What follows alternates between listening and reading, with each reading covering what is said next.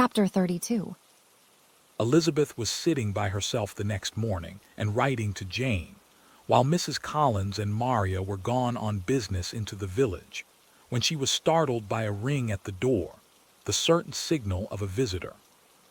As she had heard no carriage, she thought it not unlikely to be Lady Catherine, and under that apprehension was putting away her half-finished letter, that she might escape all impertinent questions, when the door opened, and to her very great surprise Mr. Darcy, and Mr. Darcy only, entered the room.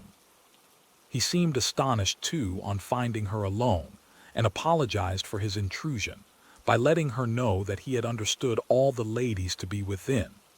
They then sat down, and when her inquiries after Rosings were made, seemed in danger of sinking into total silence. It was absolutely necessary, therefore, to think of something, and in this emergency, recollecting when she had seen him last in Hertfordshire, and feeling curious to know what he would say on the subject of their hasty departure, she observed how very suddenly you all quitted Netherfield last November, Mr. Darcy. It must have been a most agreeable surprise to Mr. Bingley to see you all after him so soon, for, if I recollect right, he went but the day before. He and his sisters were well, I hope, when you left London. Perfectly so, I thank you.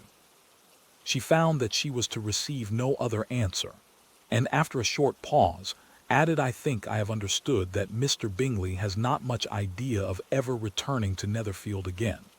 I have never heard him say so, but it is probable that he may spend very little of his time there in future. He has many friends, and he is at a time of life when friends and engagements are continually increasing.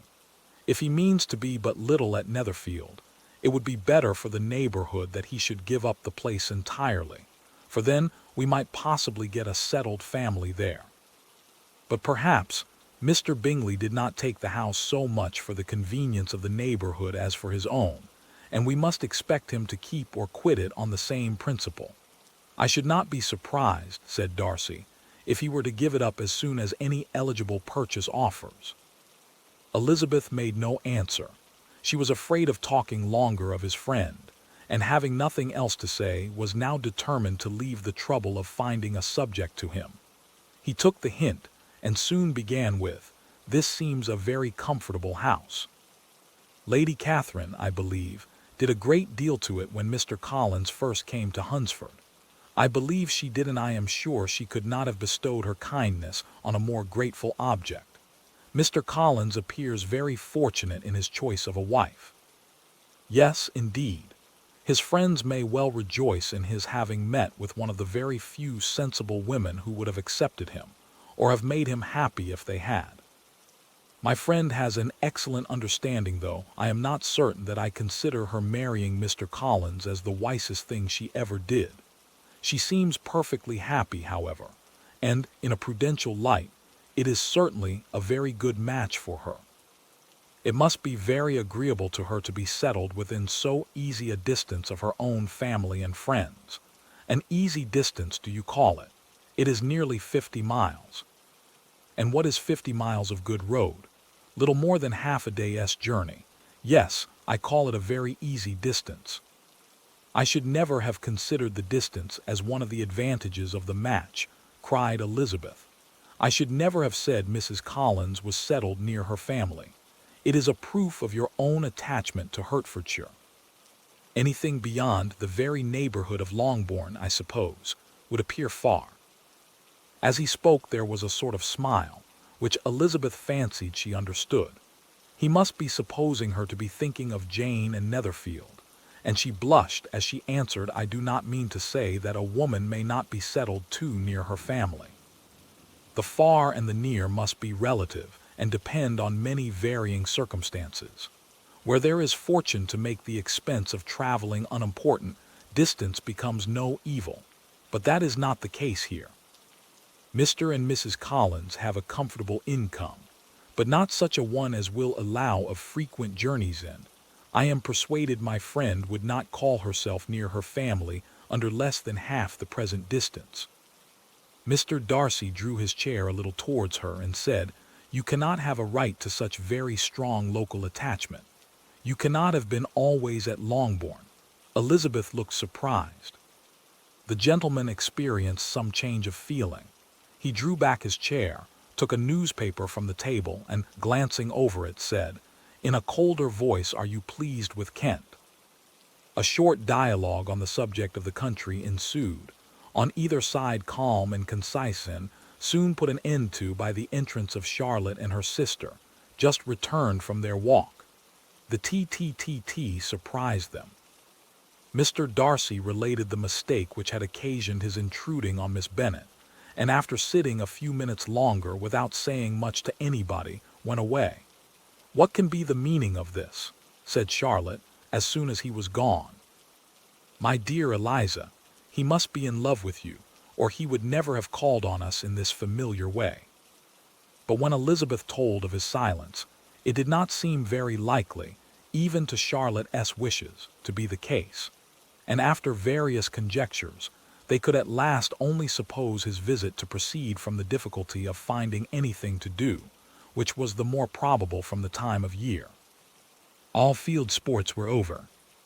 Within doors there was Lady Catherine, books, and a billiard table, but gentlemen cannot be always within doors, and in the nearness of the parsonage, or the pleasantness of the walk to it, or of the people who lived in it, the two cousins found a temptation from this period of walking thither almost every day. They called at various times of the morning, sometimes separately, sometimes together, and now and then accompanied by their aunt.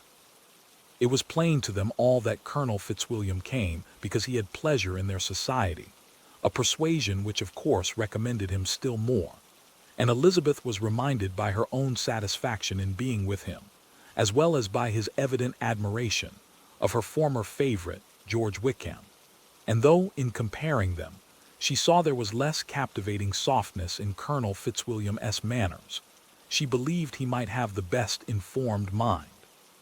But why Mr. Darcy came so often to the parsonage, it was more difficult to understand. It could not be for society, as he frequently sat there 10 minutes together without opening his lips, and when he did speak, it seemed the effect of necessity rather than of choice, a sacrifice to propriety, not a pleasure to himself. He seldom appeared really animated. Mrs. Collins knew not what to make of him.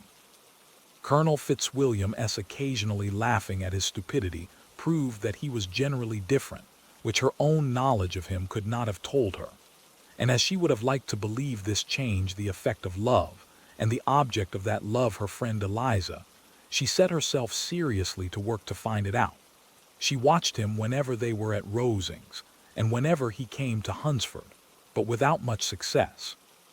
He certainly looked at her friend a great deal, but the expression of that look was disputable. It was an earnest, steadfast gaze, but she often doubted whether there were much admiration in it, and sometimes it seemed nothing but absence of mind. She had once or twice suggested to Elizabeth the possibility of his being partial to her, but Elizabeth always laughed at the idea, and Mrs. Collins did not think it right to press the subject, from the danger of raising expectations which might only end in disappointment. For in her opinion it admitted not of a doubt that all her friend's dislike would vanish, if she could suppose him to be in her power. In her kind schemes for Elizabeth, she sometimes planned her marrying Colonel Fitzwilliam. He was, beyond comparison, the pleasantest man. He certainly admired her, and his situation in life was most eligible. But to counterbalance these advantages, Mr. Darcy had considerable patronage in the church, and his cousin could have none at all. Chapter 33. More than once did Elizabeth, in her ramble within the park, unexpectedly meet Mr. Darcy. She felt all the perverseness of the mischance that should bring him where no one else was brought, and to prevent its ever happening again, took care to inform him at first that it was a favorite haunt of hers. How it could occur a second time, therefore, was very odd. Yet it did, and even the third. It seemed like willful ill-nature or a voluntary penance, for on these occasions it was not merely a few formal inquiries and an awkward pause and then away, but he actually thought it necessary to turn back and walk with her. He never said a great deal, nor did she give herself the trouble of talking or of listening much. But it struck her in the course of their third encounter that he was asking some odd, unconnected questions about her pleasure in being at Hunsford, her love of solitary walks, and her opinion of Mr. and Mrs. Collins' happiness, and that in speaking of Rosings, and her not perfectly understanding the house, he seemed to expect that whenever she came into Kent again she would be staying there too. His words seemed to imply it. Could he have Colonel Fitzwilliam in his thoughts? She supposed, if he meant anything, he must mean an allusion to what might arise in that quarter. It distressed her a little, and she was quite glad to find herself at the gate in the Pales opposite the parsonage.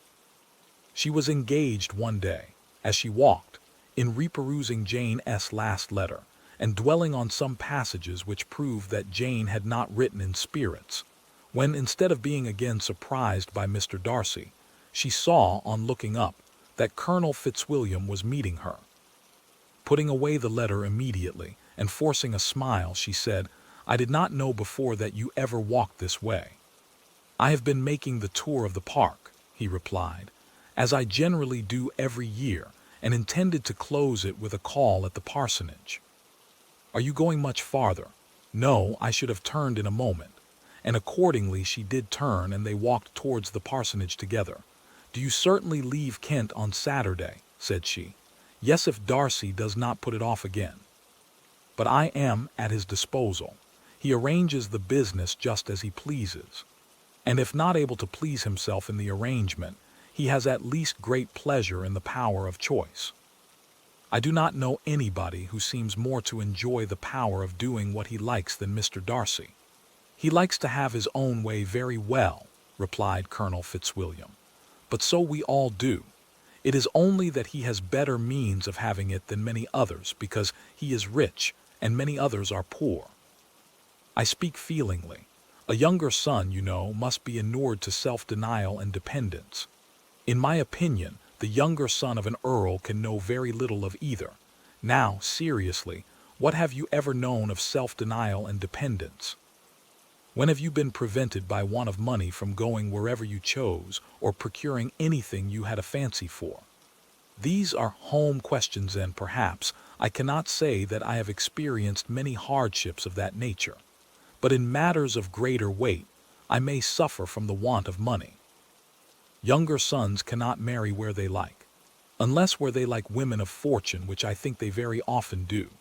Our habits of expense make us too dependent, and there are not many in my rank of life who can afford to marry without some attention to money. Is this, thought Elizabeth, meant for me? And she colored at the idea, but recovering herself, said in a lively tone, "And pray, what is the usual price of an earl's younger son?" "Unless the elder brother is very sickly, I suppose you would not ask above £50,000. He answered her in the same style, and the subject dropped. To interrupt a silence which might make him fancy her affected with what had passed, she soon afterwards said, "I imagine your cousin brought you down with him chiefly for the sake of having somebody at his disposal. I wonder he does not marry, to secure a lasting convenience of that kind. But perhaps his sister does as well for the present, and as she is under his sole care, he may do what he likes with her." "No," said Colonel Fitzwilliam, "that is an advantage which he must divide with me. I am joined with him in the guardianship of Miss Darcy." "Are you, indeed? And pray what sort of a guardian do you make? Does your charge give you much trouble?" "Young ladies of her age are sometimes a little difficult to manage, and if she has the true Darcy spirit, she may like to have her own way." As she spoke, she observed him looking at her earnestly, and the manner in which he immediately asked her why she supposed Miss Darcy likely to give them any uneasiness convinced her that she had somehow or other got pretty near the truth. She directly replied, "You need not be frightened. I never heard any harm of her, and I dare say she is one of the most tractable creatures in the world. She is a very great favorite with some ladies of my acquaintance, Mrs. Hurst and Miss Bingley. I think I have heard you say that you know them. I know them a little. Their brother is a pleasant, gentlemanlike man. He is a great friend of Darcy's." "Oh, yes," said Elizabeth dryly, Mr. Darcy is uncommonly kind to Mr. Bingley and takes a prodigious deal of care of him. Care of him. Yes, I really believe Darcy does take care of him in those points where he most wants care. From something that he told me in our journey hither, I have reason to think Bingley very much indebted to him. But I ought to beg his pardon, for I have no right to suppose that Bingley was the person meant. It was all conjecture. What is it you mean? It is a circumstance which Darcy of course could not wish to be generally known, because if it were to get round to the Lady S. family it would be an unpleasant thing. You may depend upon my not mentioning it, and remember that I have not much reason for supposing it to be Bingley. What he told me was merely this, that he congratulated himself on having lately saved a friend from the inconveniences of a most imprudent marriage, but without mentioning names or any other particulars, and I only suspected it to be Bingley from believing him the kind of young man to get into a scrape of that sort, and from knowing them to have been together the whole of last summer. Did Mr. Darcy give you his reasons for this interference? I understood that there were some very strong objections against the lady. And what arts did he use to separate them? He did not talk to me of his own arts, said Fitzwilliam, smiling. He only told me what I have now told you. Elizabeth made no answer and walked on, her heart swelling with indignation. After watching her a little, Fitzwilliam asked her why she was so thoughtful. I am thinking of what you have been telling me, said she. Your cousin S. conduct does not suit my feelings. Why was he to be the judge? You are rather disposed to call his interference officious. I do not see what right Mr. Darcy had to decide on the propriety of his friend S. inclination, or why, upon his own judgment alone, he was to determine and direct in what manner that friend was to be happy. But, she continued, recollecting herself, as we know none of the particulars, it is not fair to condemn him. It is not to be supposed that there was much affection in the case. That is not an unnatural surmise, said Fitzwilliam, but it is lessening the honor of my cousin S. triumph very sadly. This was spoken jestingly, but it appeared to her so just a picture of Mr. Darcy that she would not trust herself with an answer, and therefore, abruptly changing the conversation, talked on indifferent matters till they reached the parsonage. There, shut into her own room, as soon as their visitor left them, she could think without interruption of all that she had heard. It was not to be supposed that any other people could be meant than those with whom she was connected. There could not exist in the world two men over whom Mr. Darcy could have such boundless influence. That he had been concerned in the measures taken to separate Mr. Bingley and Jane, she had never doubted, but she had always attributed to Miss Bingley the principal design and arrangement of them. If his own vanity, however, did not mislead him, he was the cause his pride and caprice were the cause of all that Jane had suffered, and still continued to suffer. He had ruined for a while every hope of happiness for the most affectionate, generous heart in the world, and no one could say how lasting an evil he might have inflicted. There were some very strong objections against the lady, were Colonel Fitzwilliam's words, and these strong objections probably were, her having one uncle who was a country attorney, and another who was in business in London. To Jane herself, she exclaimed, there could be no possibility of objectionable loveliness and goodness as she is, her understanding excellent, her mind improved, and her manners captivating.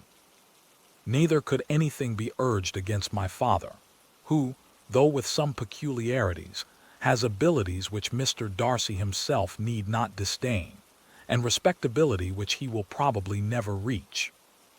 When she thought of her mother, indeed, her confidence gave way a little, but she would not allow that any objections there had material weight with Mr. Darcy, whose pride, she was convinced, would receive a deeper wound from the want of importance in his friend S. connections than from their want of sense, and she was quite decided at last that he had been partly governed by this worst kind of pride, and partly by the wish of retaining Mr. Bingley for his sister.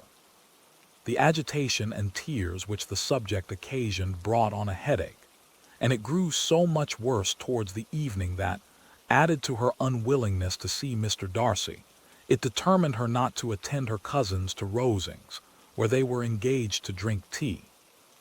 Mrs. Collins, seeing that she was really unwell, did not press her to go, and as much as possible prevented her husband from pressing her.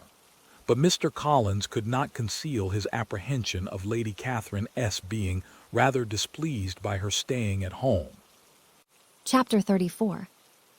When they were gone, Elizabeth, as if intending to exasperate herself as much as possible against Mr. Darcy, chose for her employment the examination of all the letters which Jane had written to her since her being in Kent. They contained no actual complaint, nor was there any revival of past occurrences, or any communication of present suffering.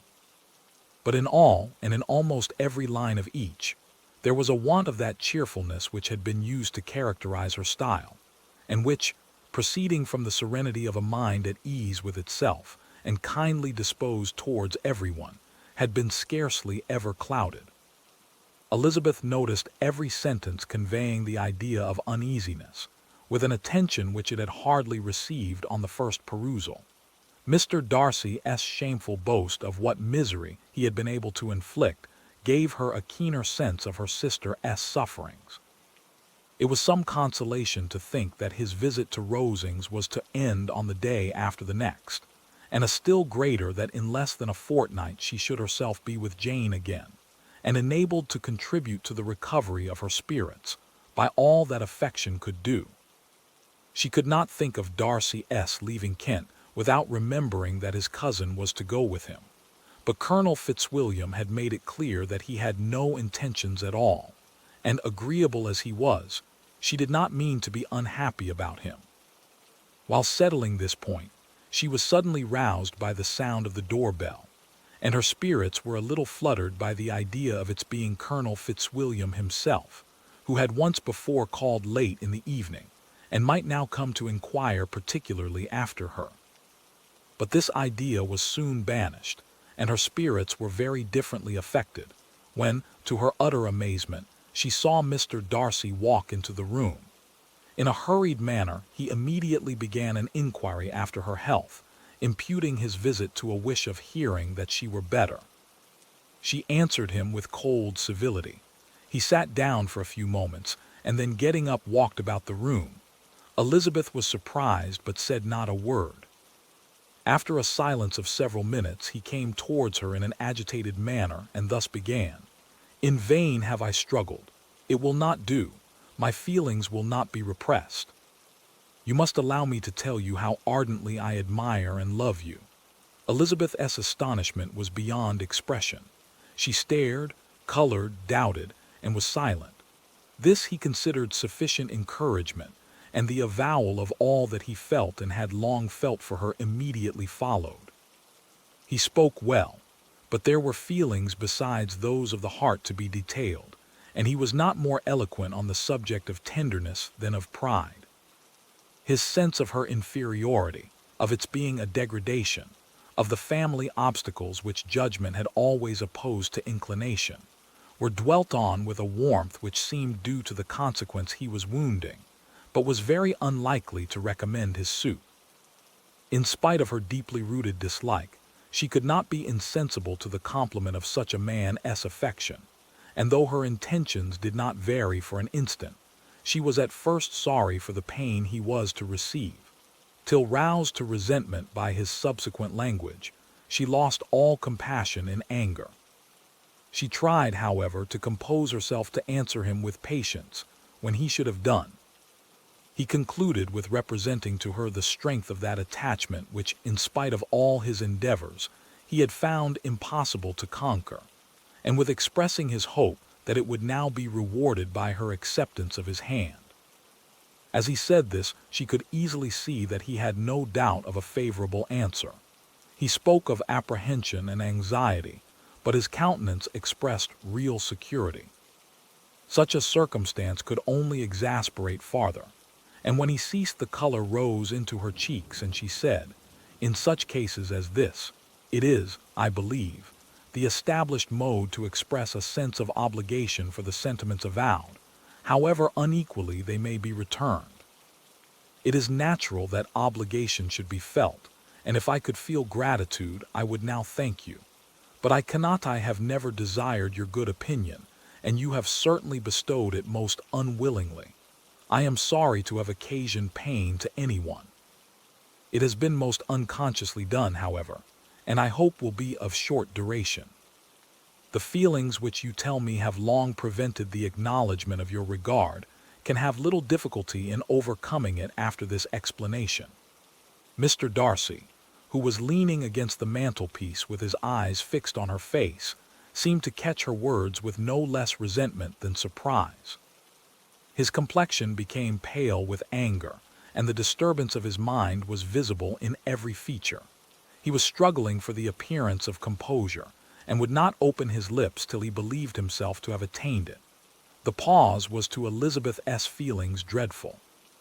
At length, in a voice of forced calmness, he said, "And this is all the reply which I am to have the honor of expecting. I might, perhaps, wish to be informed why, with so little endeavor at civility, I am thus rejected. But it is of small importance." "I might as well inquire," replied she, "why, with so evident a design of offending and insulting me, you chose to tell me that you like me against your will, against your reason, and even against your character. Was not this some excuse for incivility if I was uncivil? But I have other provocations. You know I have. Had not my own feelings decided against you, had they been indifferent, or had they even been favorable, do you think that any consideration would tempt me to accept the man who has been the means of ruining, perhaps forever, the happiness of a most beloved sister?" As she pronounced these words, Mr. Darcy changed color, but the emotion was short, and he listened without attempting to interrupt her while she continued, "I have every reason in the world to think ill of you.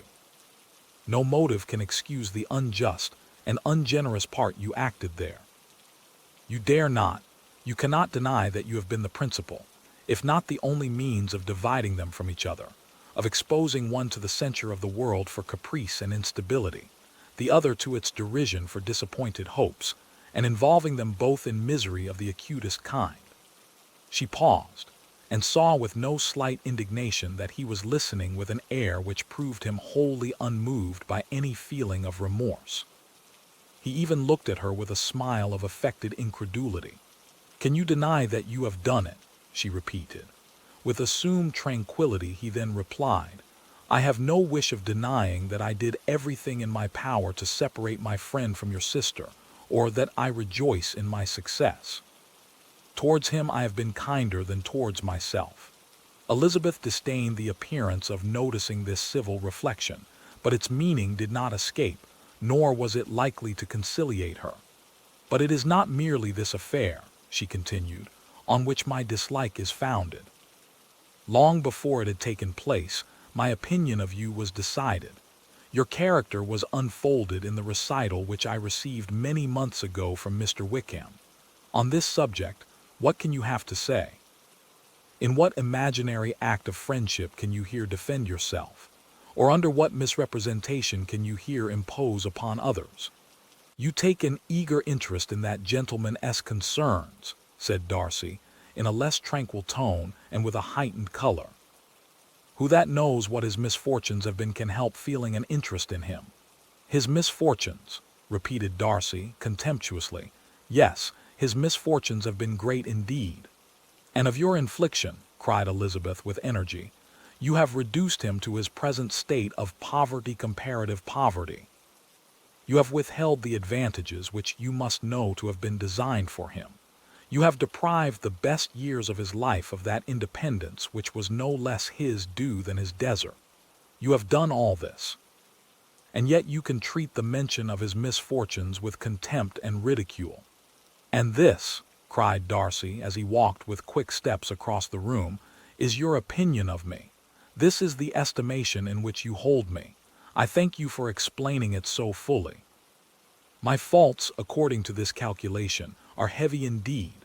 But perhaps," added he, stopping in his walk and turning towards her, "these offenses might have been overlooked, had not your pride been hurt by my honest confession of the scruples that had long prevented my forming any serious design."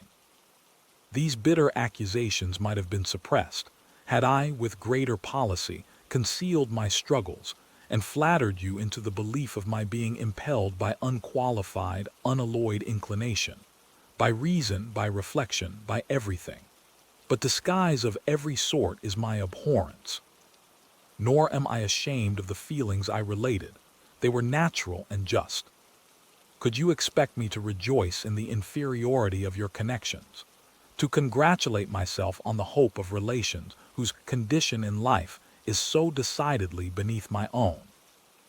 Elizabeth felt herself growing more angry every moment, yet she tried to the utmost to speak with composure when she said, "You are mistaken, Mr. Darcy, if you suppose that the mode of your declaration affected me in any other way than as it spared me the concern which I might have felt in refusing you, had you behaved in a more gentlemanlike manner."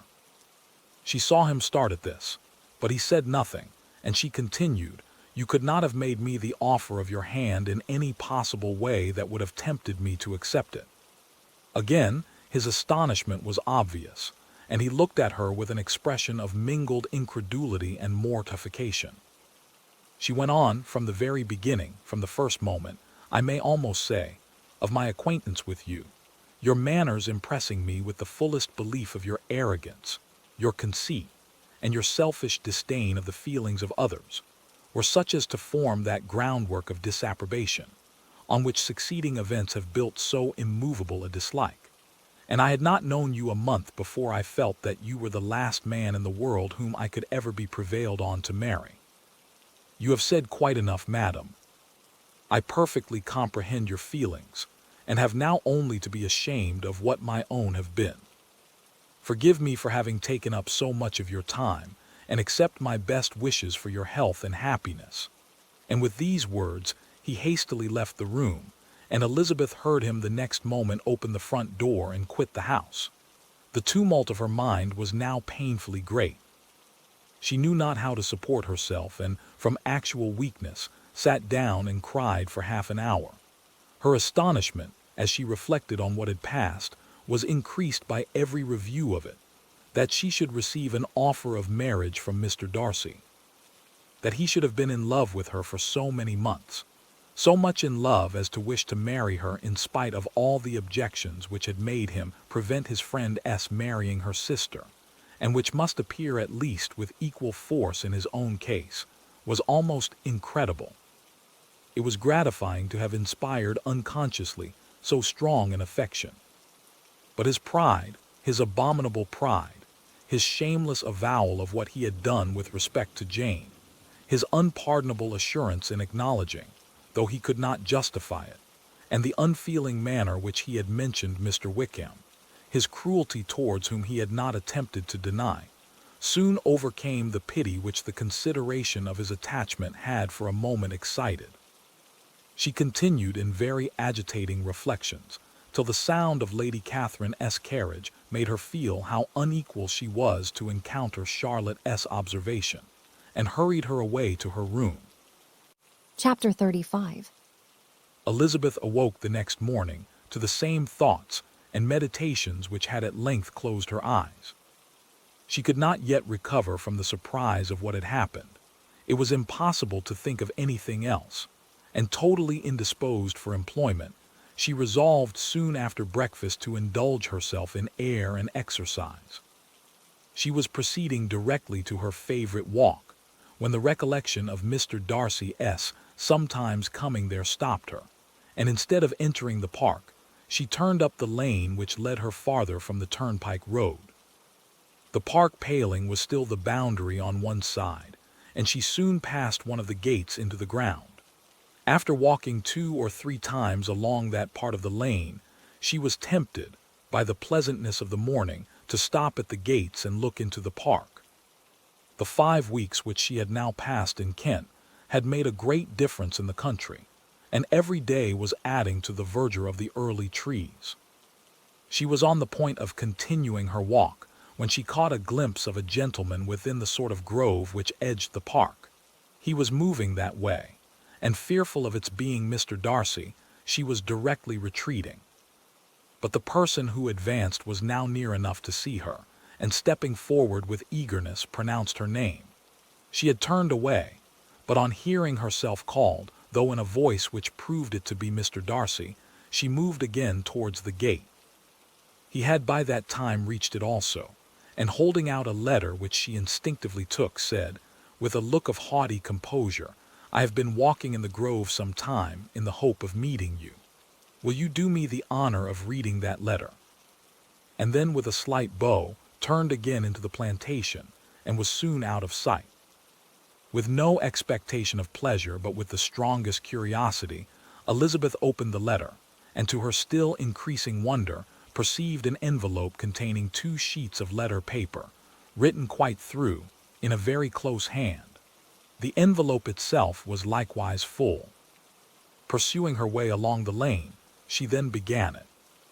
It was dated from Rosings at 8 o'clock in the morning, and was as follows: "Be not alarmed, madam, on receiving this letter, by the apprehension of its containing any repetition of those sentiments, or renewal of those offers, which were last night so disgusting to you.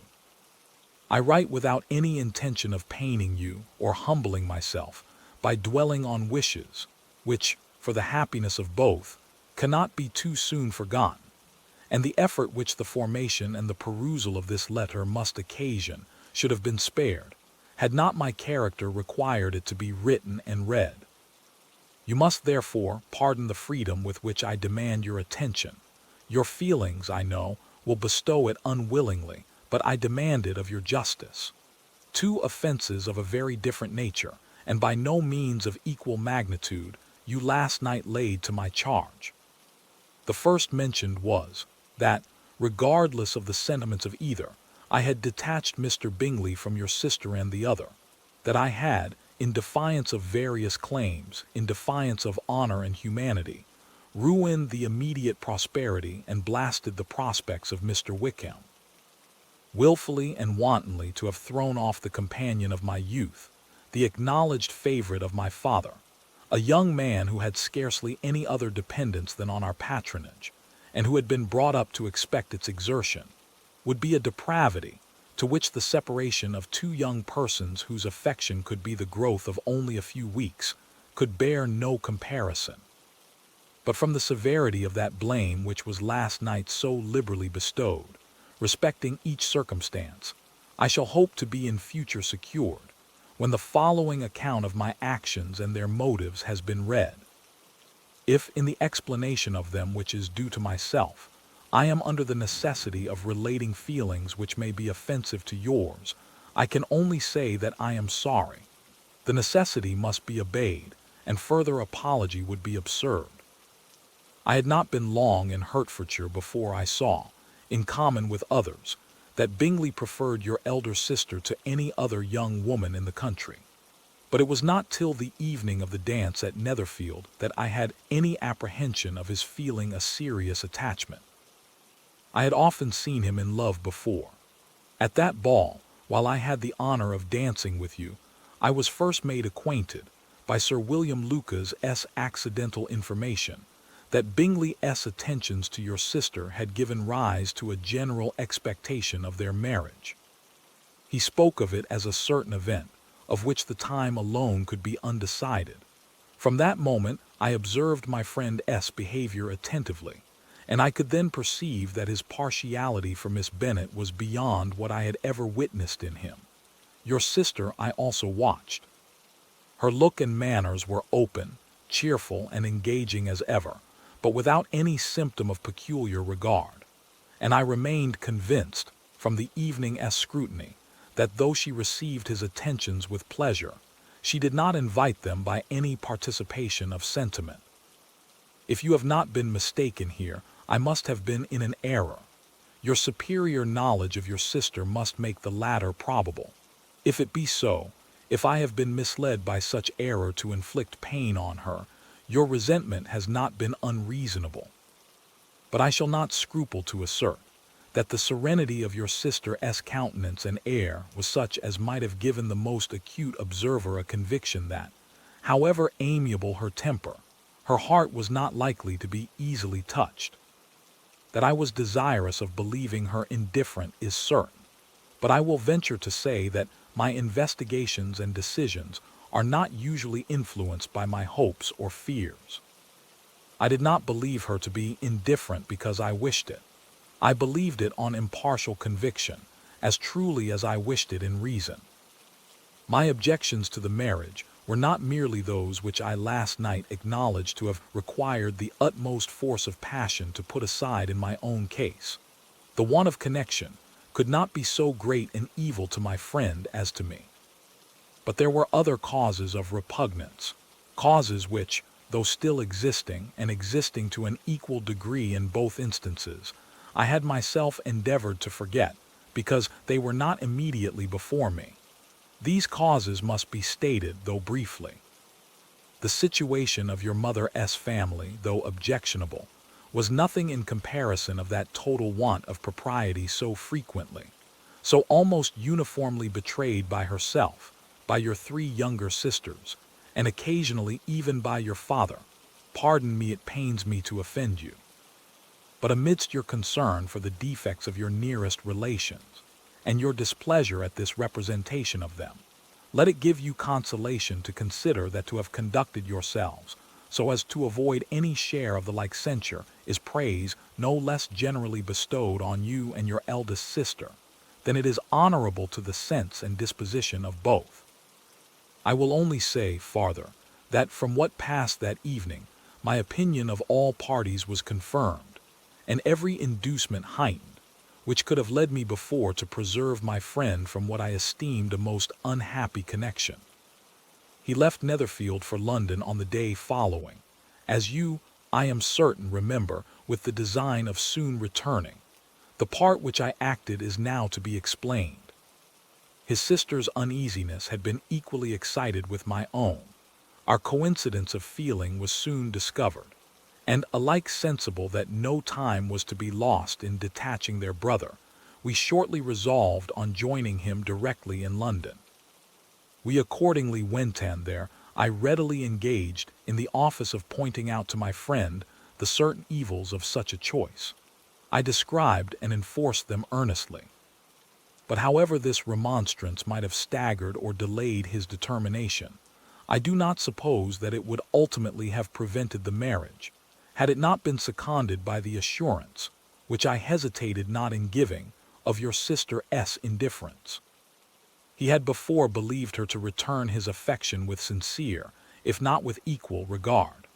But Bingley has great natural modesty, with a stronger dependence on my judgment than on his own. To convince him, therefore, that he had deceived himself was no very difficult point. To persuade him against returning into Hertfordshire, when that conviction had been given, was scarcely the work of a moment. I cannot blame myself for having done thus much. There is but one part of my conduct, in the whole affair, on which I do not reflect with satisfaction. It is that I condescended to adopt the measures of art so far as to conceal from him your sister's being in town. I knew it myself, as it was known to Miss Bingley, but her brother is even yet ignorant of it. That they might have met without ill consequence is, perhaps, probable, but his regard did not appear to me enough extinguished for him to see her without some danger. Perhaps this concealment, this disguise, was beneath me. It is done, however, and it was done for the best. On this subject I have nothing more to say, no other apology to offer. If I have wounded your sister's feelings, it was unknowingly done, and though the motives which govern me may to you very naturally appear insufficient, I have not yet learnt to condemn them with respect to that other, more weighty accusation, of having injured Mr. Wickham. I can only refute it by laying before you the whole of his connection with my family. Of what he has particularly accused me I am ignorant, but of the truth of what I shall relate I can summon more than one witness of undoubted veracity. Mr. Wickham is the son of a very respectable man, who had for many years the management of all the Pemberley estates, and whose good conduct in the discharge of his trust naturally inclined my father to be of service to him. And on George Wickham, who was his godson, his kindness was therefore liberally bestowed. My father supported him at school, and afterwards at Cambridge. Most important assistants, as his own father, always poor from the extravagance of his wife, would have been unable to give him a gentleman's education. My father was not only fond of this young man's society, whose manners were always engaging, he had also the highest opinion of him, and hopping the church would be his profession, intended to provide for him in it. As for myself, it is many, many years since I first began to think of him in a very different manner. The vicious propensities, the want of principle, which he was careful to guard from the knowledge of his best friend, could not escape the observation of a young man of nearly the same age with himself, and who had opportunities of seeing him in unguarded moments, which Mr. Darcy could not have. Here again I shall give you pain to what degree you only can tell, but whatever may be the sentiments which Mr. Wickham has created, a suspicion of their nature shall not prevent me from unfolding his real character. It adds even another motive. My excellent father died about 5 years ago, and his attachment to Mr. Wickham was to the last so steady, that in his will he particularly recommended it to me to promote his advancement in the best manner that his profession might allow, and if he took orders, desired that a valuable family living might be his as soon as it became vacant. There was also a legacy of £1,000. His own father did not long survive mine, and within half a year from these events, Mr. Wickham wrote to inform me that, having finally resolved against taking orders, he hoped I should not think it unreasonable for him to expect some more immediate pecuniary advantage, in lieu of the preferment, by which he could not be benefited. He had some intention, he added, of studying the law, and I must be aware that the interest of £1,000 would be a very insufficient support therein. I rather wished than believed him to be sincere, but at any rate was perfectly ready to accede to his proposal. I knew that Mr. Wickham ought not to be a clergyman. The business was therefore soon settled. He resigned all claim to assistance in the church, were it possible that he could ever be in a situation to receive it, and accepted in return £3,000. All connection between us seemed now dissolved. I thought too ill of him to invite him to Pemberley or admit his society in town. In town, I believe, he chiefly lived, but his studying the law was a mere pretense, and being now free from all restraint, his life was a life of idleness and dissipation. For about 3 years I heard little of him, but on the decease of the incumbent of the living which had been designed for him, he applied to me again by letter for the presentation. His circumstances, he assured me, and I had no difficulty in believing it, were exceedingly bad. He had found the law a most unprofitable study, and was now absolutely resolved on being ordained, if I would present him to the living in question, of which he trusted there could be little doubt, as he was well assured that I had no other person to provide for, and I could not have forgotten my revered father's intentions. You will hardly blame me for refusing to comply with this entreaty, or for resisting every repetition of it. His resentment was in proportion to the distress of his circumstances, and he was doubtless as violent in his abuse of me to others as in his reproaches to myself. After this period, every appearance of acquaintance was dropped. How he lived, I know not, but last summer he was again most painfully obtruded on my notice. I must now mention a circumstance which I would wish to forget myself, and which no obligation less than the present should induce me to unfold to any human being. Having said thus much, I feel no doubt of your secrecy. My sister, who is more than 10 years my junior, was left to the guardianship of my mother's nephew, Colonel Fitzwilliam, and myself. About a year ago, she was taken from school, and an establishment formed for her in London, and last summer she went with the lady who presided over it to Ramsgate, and thither also went Mr. Wickham, undoubtedly by design, for there proved to have been a prior acquaintance between him and Mrs. Young, in whose character we were most unhappily deceived. And by her connivance and aid he so far recommended himself to Georgiana, whose affectionate heart retained a strong impression of his kindness to her as a child, that she was persuaded to believe herself in love and to consent to an elopement. She was then but 15, which must be her excuse, and after stating her imprudence, I am happy to add that I owed the knowledge of it to herself. I joined them unexpectedly a day or two before the intended elopement, and then Georgiana, unable to support the idea of grieving and offending a brother whom she almost looked up to as a father, acknowledged the whole to me. You may imagine what I felt and how I acted. Regard for my sister's credit and feelings prevented any public exposure, but I wrote to Mr. Wickham, who left the place immediately, and Mrs. Young was of course removed from her charge. Mr. Wickham's chief object was unquestionably my sister's fortune, which is £30,000, but I cannot help supposing that the hope of revenging himself on me was a strong inducement. His revenge would have been complete indeed.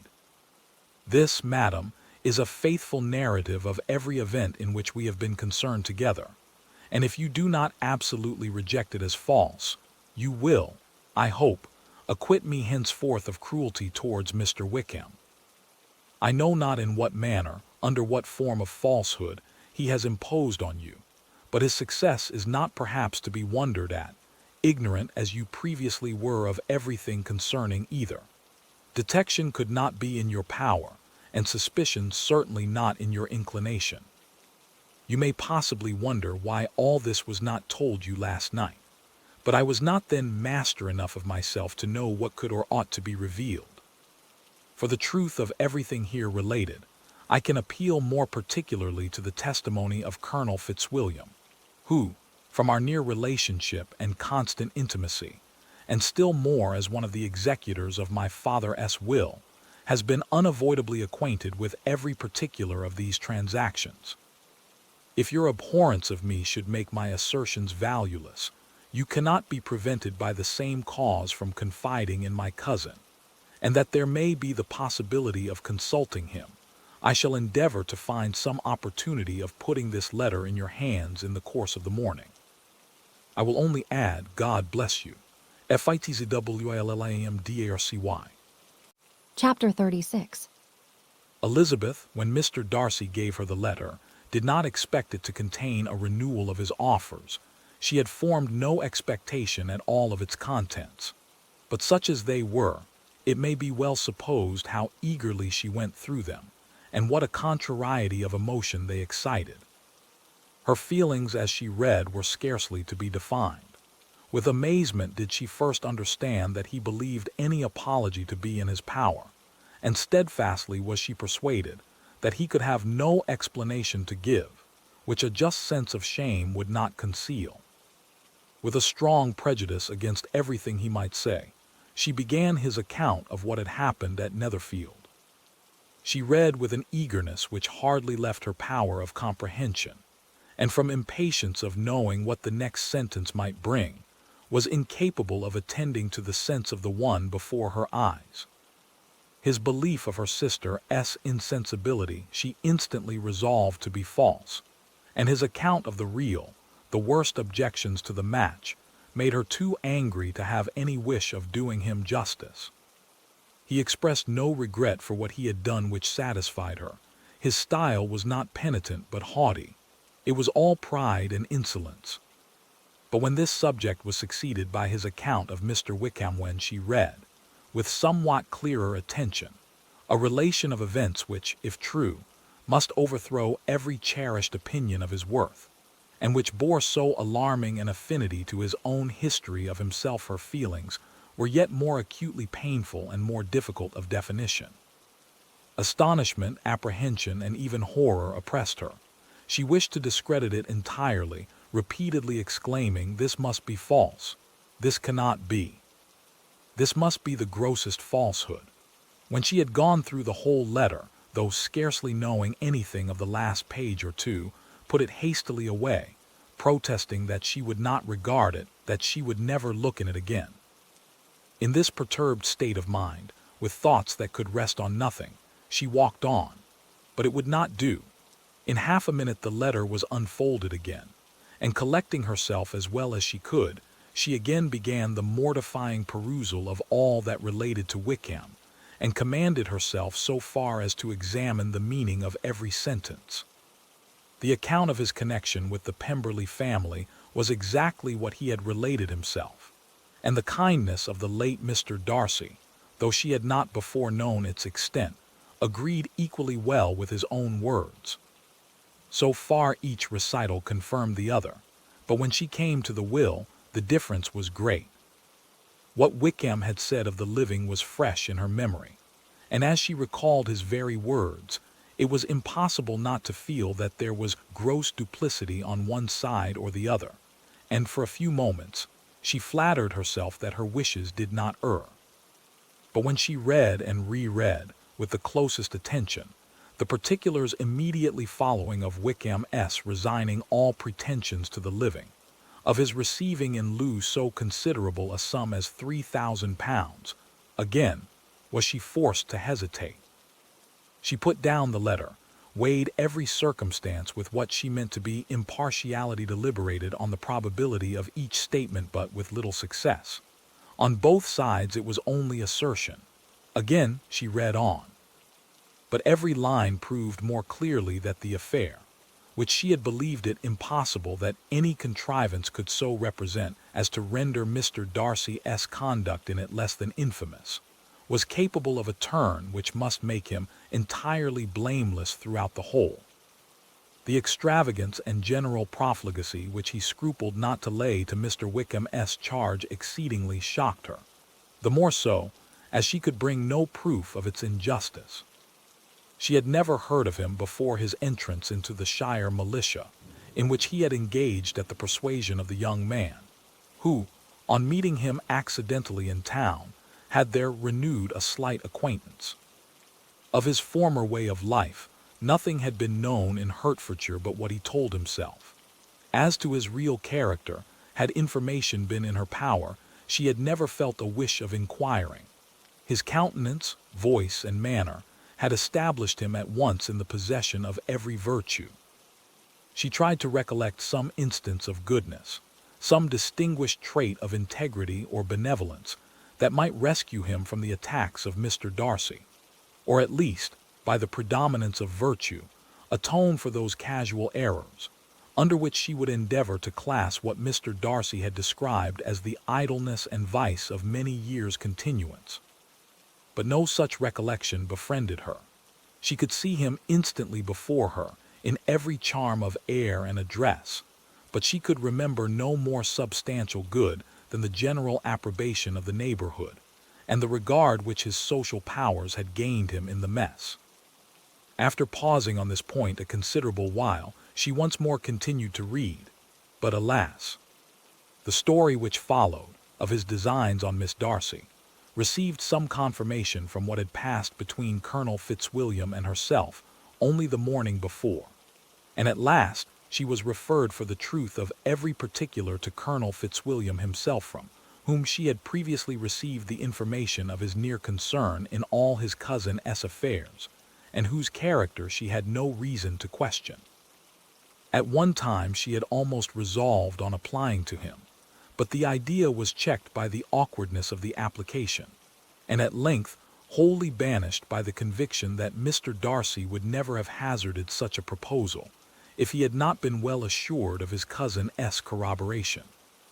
She perfectly remembered everything that had passed in conversation between Wickham and herself in their first evening at Mr. Phillips's. Many of his expressions were still fresh in her memory. She was now struck with the impropriety of such communications to a stranger, and wondered it had escaped her before. She saw the indelicacy of putting himself forward as he had done, and the inconsistency of his professions with his conduct. She remembered that he had boasted of having no fear of seeing Mr. Darcy, that Mr. Darcy might leave the country, but that he should stand his ground. Yet he had avoided the Netherfield ball the very next week.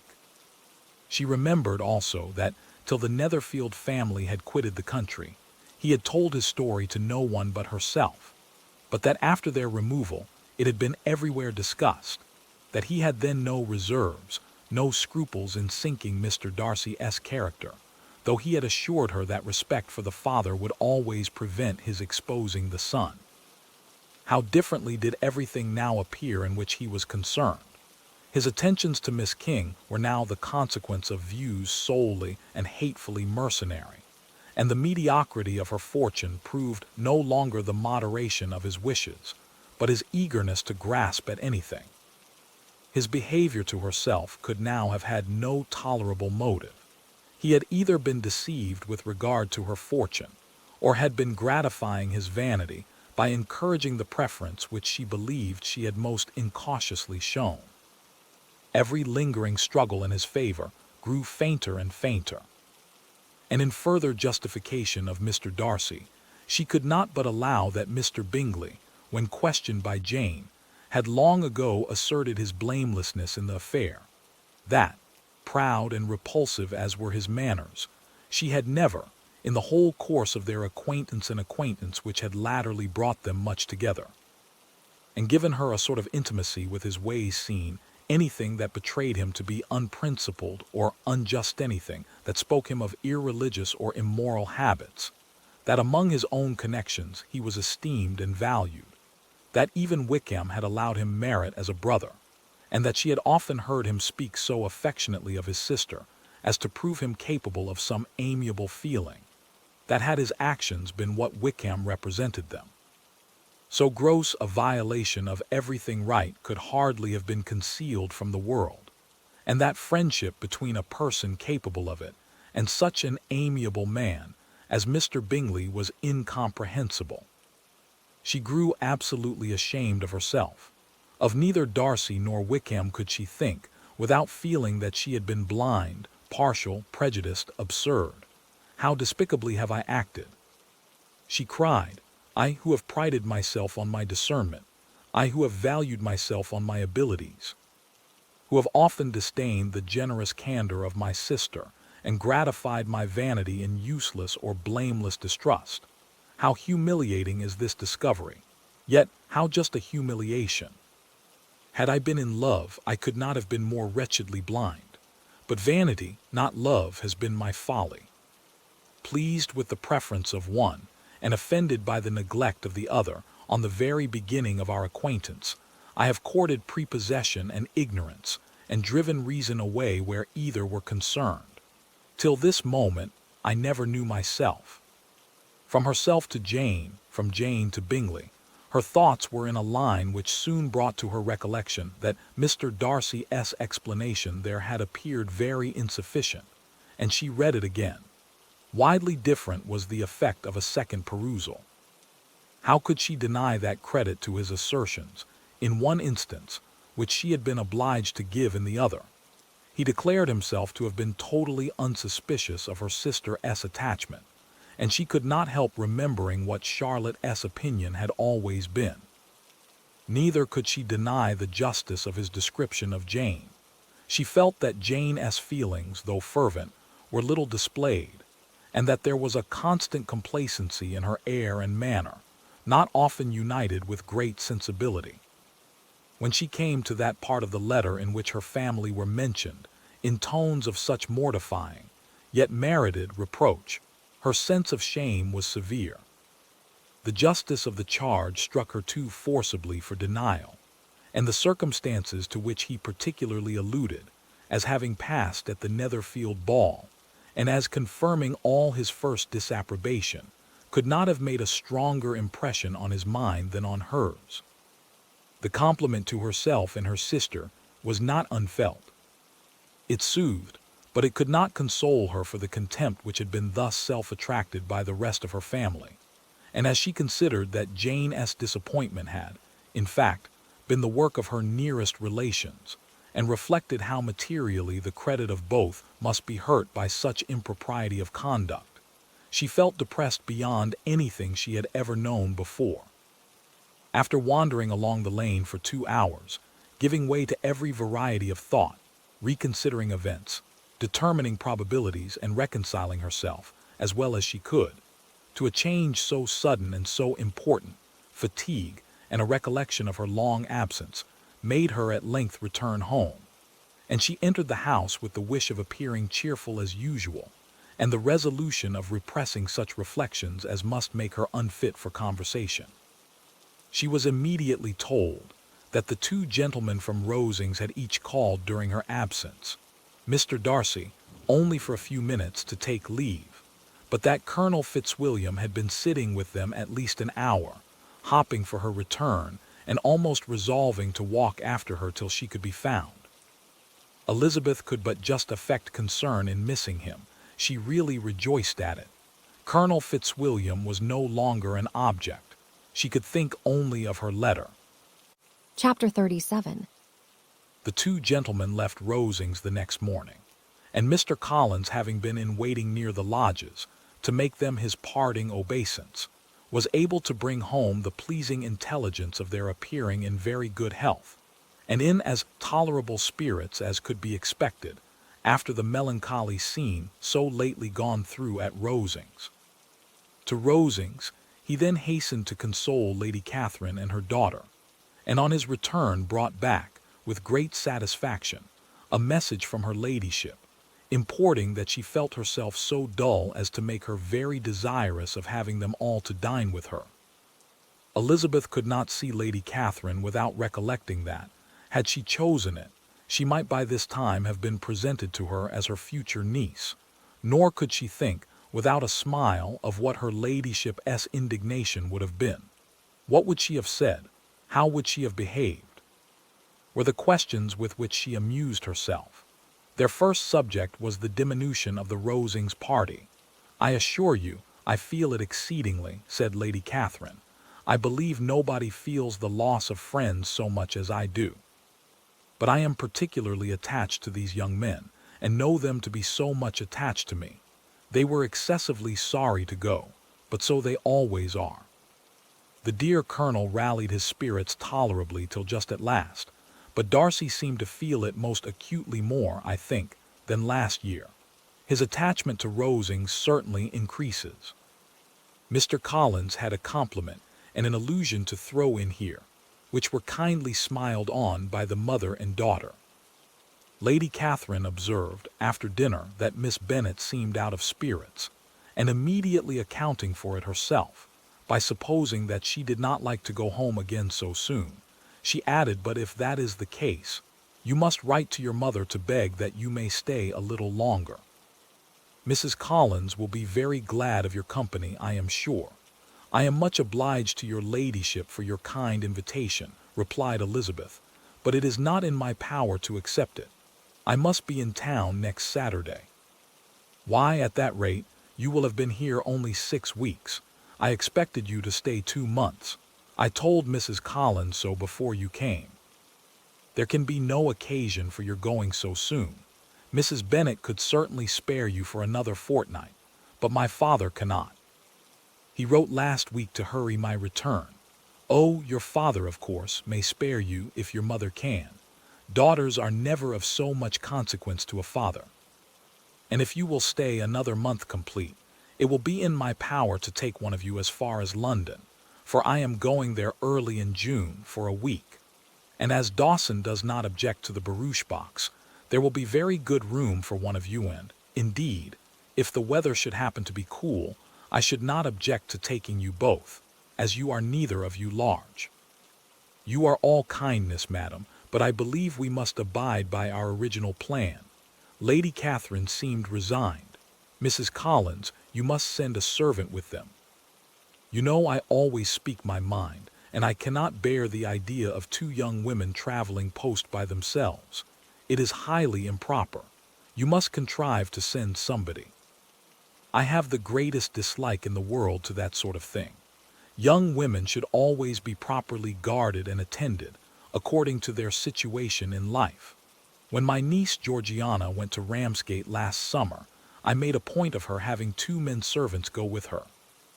Miss Darcy, the daughter of Mr. Darcy of Pemberley and Lady Anne, could not have appeared with propriety in a different manner. I am excessively attentive to all those things. You must send John with the young ladies, Mrs. Collins. I am glad it occurred to me to mention it, for it would really be discreditable to you to let them go alone. My uncle is to send a servant for us. Oh, your uncle, he keeps a manservant, does he? I am very glad you have somebody who thinks of those things. Where shall you change horses? Oh, Bromley, of course. If you mention my name at the bell, you will be attended to. Lady Catherine had many other questions to ask respecting their journey, and as she did not answer them, all her self-attention was necessary, which Elizabeth believed to be lucky for her. Or, with a mind so occupied, she might have forgotten where she was. Reflection must be reserved for solitary hours. Whenever she was alone, she gave way to it as the greatest relief, and not a day went by without a solitary walk, in which she might indulge in all the delight of unpleasant recollections. Mr. Darcy's letter she was in a fair way of soon knowing by heart. She studied every sentence, and her feelings towards its writer were at times widely different. When she remembered the style of his address, she was still full of indignation, but when she considered how unjustly she had condemned and upbraided him, her anger was turned against herself, and his disappointed feelings became the object of compassion. His attachment excited gratitude, his general character respect, but she could not approve him, nor could she for a moment repent her refusal or feel the slightest inclination ever to see him again. In her own past behavior there was a constant source of vexation and regret, and in the unhappy defects of her family, a subject of yet heavier chagrin. They were hopeless of remedy. Her father, contented with laughing at them, would never exert himself to restrain the wild giddiness of his youngest daughters, and her mother, with manners so far from right herself, was entirely insensible of the evil. Elizabeth had frequently united with Jane in an endeavor to check the imprudence of Catherine and Lydia, but while they were supported by their mother's indulgence, what chance could there be of improvement? Catherine, weak-spirited, irritable, and completely under Lydia's guidance, had been always affronted by their advice, and Lydia, self-willed and careless, would scarcely give them a hearing. They were ignorant, idle, and vain. While there was an officer in Meryton, they would flirt with him, and while Meryton was within a walk of Longbourn, they would be going there forever. Anxiety on Jane's behalf was another prevailing concern, and Mr. Darcy's explanation, by restoring Bingley to all her former good opinion, heightened the sense of what Jane had lost. His affection was proved to have been sincere, and his conduct cleared of all blame, unless any could attach to the implicitness of his confidence in his friend. How grievous then was the thought that, of a situation so desirable in every respect, so replete with advantage, so promising for happiness, Jane had been deprived by the folly and indecorum of her own family. When to these recollections was added the development of Wickham's character, it may be easily believed that the happy spirits which had seldom been depressed before were now so much affected as to make it almost impossible for her to appear tolerably cheerful. Their engagements at Rosings were as frequent during the last week of her stay as they had been at first. The very last evening was spent there, and her ladyship again inquired minutely into the particulars of their journey, gave them directions as to the best method of packing, and was so urgent on the necessity of placing gowns in the only right way, that Maria thought herself obliged, on her return, to undo all the work of the morning, and pack her trunk afresh.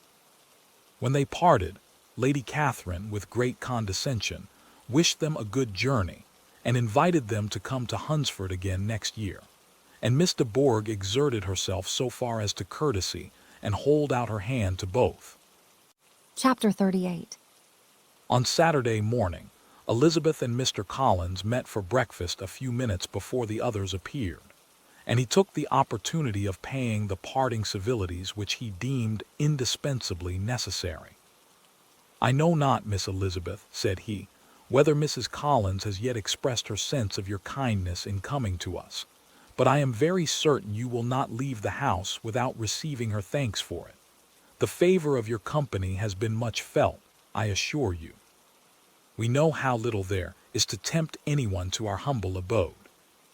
Our plain manner of living, our small rooms and few domestics, and the little we see of the world, must make Hunsford extremely dull to a young lady like yourself. But I hope you will believe us grateful for the condescension, and that we have done everything in our power to prevent you spending your time unpleasantly." Elizabeth was eager with her thanks and assurances of happiness. She had spent 6 weeks with great enjoyment, and the pleasure of being with Charlotte and the kind attention she had received must make her feel the obliged. Mr. Collins was gratified, and with a more smiling solemnity replied, "It gives me the greatest pleasure to hear that you have passed your time not disagreeably. We have certainly done our best, and most fortunately having it in our power to introduce you to very superior society, and from our connection with Rosings, the frequent means of varying the humble home scene, I think we may flatter ourselves that your Hunsford visit cannot have been entirely irksome. Our situation with regard to Lady Catherine S. family is, indeed, the sort of extraordinary advantage and blessing which few can boast. You see on what a footing we are. You see how continually we are engaged there. In truth, I must acknowledge that, with all the disadvantages of this humble parsonage, I should not think anyone abiding in it an object of compassion, while they are sharers of our intimacy at Rosings." Words were insufficient for the elevation of his feelings, and he was obliged to walk about the room, while Elizabeth tried to unite civility and truth in a few short sentences. "You may, in fact, carry a very favorable report of us into Hertfordshire, my dear cousin. I flatter myself, at least, that you will be able to do so. Lady Catherine's great attentions to Mrs. Collins you have been a daily witness of, and altogether, I trust, it does not appear that your friend has drawn an unfortunate, but on this point it will be as well to be silent. Only let me assure you, my dear Miss Elizabeth, that I can from my heart most cordially wish you equal felicity in marriage. My dear Charlotte and I have but one mind and one way of thinking. There is in everything a most remarkable resemblance of character and ideas between us. We seem to have been designed for each other. Elizabeth could safely say that it was a great happiness where that was the case, and with equal sincerity could add that she firmly believed and rejoiced in his domestic comforts. She was not sorry, however, to have the recital of them interrupted by the entrance of the lady from whom they sprang. Poor Charlotte! It was melancholy to leave her to such society. But she had chosen it with her eyes open, and though evidently regretting that her visitors were to go, she did not seem to ask for compassion. Her home and her housekeeping, her parish and her poultry, and all their dependent concerns had not yet lost their charms. At length the chaise arrived, the trunks were fastened on, the parcels placed within, and it was pronounced to be ready. After an affectionate parting between the friends, Elizabeth was attended to the carriage by Mr. Collins, and as they walked down the garden, he was commissioning her with his best respects to all her family, not forgetting his thanks for the kindness he had received at Longbourn in the winter, and his compliments to Mr. and Mrs. Gardiner, though unknown. He then handed her in, Maria followed, and the door was on the point of being closed, when he suddenly reminded them, with some consternation, that they had hitherto forgotten to leave any message for the ladies of Rosings. But he added, "You will of course wish to have your humble respects delivered to them, with your grateful thanks for their kindness to you while you have been here." Elizabeth made no objection. The door was then allowed to be shut and the carriage drove off. "Good gracious!" cried Maria after a few minutes' silence, "it seems but a day or two since we first came, and yet how many things have happened." "A great many indeed," said her companion with a sigh. "We have dined 9 times at Rosings, besides drinking tea there twice. How much I shall have to tell," Elizabeth privately added, "and how much I shall have to conceal." Their journey was performed without much conversation, or any alarm, and within 4 hours of their leaving Hunsford they reached Mr. Gardiner's house, where they were to remain a few days. Jane looked well, and Elizabeth had little opportunity of studying her spirits, amidst the various engagements which the kindness of her aunt had reserved for them. But Jane was to go home with her, and at Longbourn there would be leisure enough for observation. It was not without an effort, meanwhile, that she could wait even for Longbourn before she told her sister of Mr. Darcy's proposals. To know that she had the power of revealing what would so exceedingly astonish Jane, and must, at the same time, so highly gratify whatever of her own vanity she had not yet been able to reason away, was such a temptation to openness as nothing could have conquered. But the state of indecision in which she remained as to the extent of what she should communicate, and her fear, if she once entered on the subject, of being hurried into repeating something of Bingley, which might only grieve her sister further. Chapter 39. It was the second week in May, in which the three young ladies set out together from Gracechurch Street for the town of in Hertfordshire, and as they drew near the appointed inn where Mr. Bennet's carriage was to meet them, they quickly perceived, in token of the coachman's punctuality, both Kitty and Lydia looking out of a dining-room upstairs. These two girls had been above an hour in the place, happily employed in visiting an opposite milliner, watching the sentinel on guard, and dressing a salad and cucumber. After welcoming their sisters, they triumphantly displayed a table set out with such cold meat as an inn larder usually affords, exclaiming, "Is not this nice? Is not this an agreeable surprise? And we mean to treat you all," added Lydia, "but you must lend us the money, for we have just spent hours at the shop out there." Then showing her purchases, "Look here, I have bought this bonnet. I do not think it is very pretty, but I thought I might as well buy it as not. I shall pull it to pieces as soon as I get home, and see if I can make it up any better." And when her sisters abused it as ugly, she added, with perfect unconcern, "Oh, but there were 2 or 3 much uglier in the shop, and when I have bought some prettier colored satin to trim it with fresh, I think it will be very tolerable. Besides, it will not much signify what one wears this summer, after the Shire have left Meryton, and they are going in a fortnight." "Are they, indeed?" cried Elizabeth, with the greatest satisfaction. "They are going to be encamped near Brighton, and I do so want Papa to take us all there for the summer. It would be such a delicious scheme, and I dare say would hardly cost anything at all. Mamma would like to go, too, of all things. Only think what a miserable summer else we shall have." "Yes," thought Elizabeth, "that would be a delightful scheme indeed, and completely due for us at once. Good heaven! Brighton and a whole campful of soldiers to us, who have been overset already by one poor regiment of militia, and the monthly balls of Meryton. Now I have got some news for you," said Lydia, as they sat down to table. "What do you think?" "It is excellent news, capital news, and about a certain person that we all like." Jane and Elizabeth looked at each other, and the waiter was told that he need not stay. Lydia laughed and said, "Aye, that is just like your formality and discretion. You thought the waiter must not hear, as if he cared.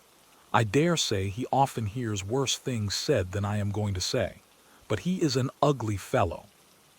I am glad he is gone. I never saw such a long chin in my life. Well, but now for my news. It is about dear Wickham. Too good for the waiter, is not it?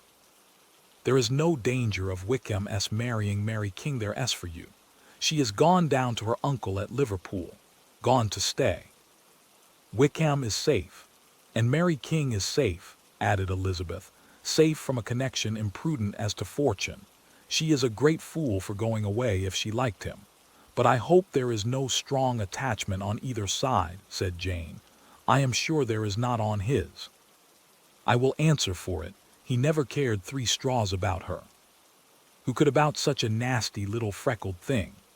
Elizabeth was shocked to think that, however incapable of such coarseness of expression herself, the coarseness of the sentiment was little other than her own breast had formerly harbored and fancied liberal.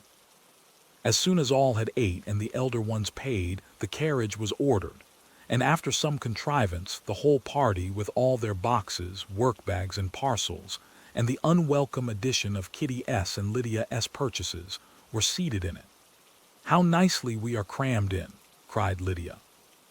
"I am glad I brought my bonnet, if it is only for the fun of having another bandbox. Well, now let us be quite comfortable and snug, and talk and laugh all the way home. And in the first place, let us hear what has happened to you all since you went away. Have you seen any pleasant men? Have you had any flirting? I was in great hopes that one of you would have got a husband before you came back. Jane will be quite an old maid soon, I declare. She is almost 23. Lord, how ashamed I should be of not being married before 23. My Aunt Phillips wants you so to get husbands you can think. She says Lizzie had better have taken Mr. Collins, but I do not think there would have been any fun in it. Lord, how I should like to be married before any of you, and then I would chaperone you about to all the balls. Dear me, we had such a good piece of fun the other day at Colonel Forster's. Kitty and me were to spend the day there, and Mrs. Forster promised to have a little dance in the evening. By the by, Mrs. Forster and me are such friends. And so she asked the two Harringtons to come, but Harriet was ill, and so Pen was forced to come by herself. And then, what do you think we did? We dressed up Chamberlain in woman's clothes, on purpose to pass for a lady. Only think what fun. Not a soul knew of it but Colonel and Mrs. Forster, and Kitty and me, except my aunt, for we were forced to borrow one of her gowns, and you cannot imagine how well he looked. When Denny and Wickham and Pratt and 2 or 3 more of the men came in, they did not know him in the least. Lord, how I laughed! And so did Mrs. Forster. I thought I should have died. And that made the men suspect something, and then they soon found out what was the matter. With such kind of histories of their parties and good jokes did Lydia, assisted by Kitty S. hints and additions, endeavor to amuse her companions all the way to Longbourn. Elizabeth listened as little as she could, but there was no escaping the frequent mention of Wickham's name. Their reception at home was most kind.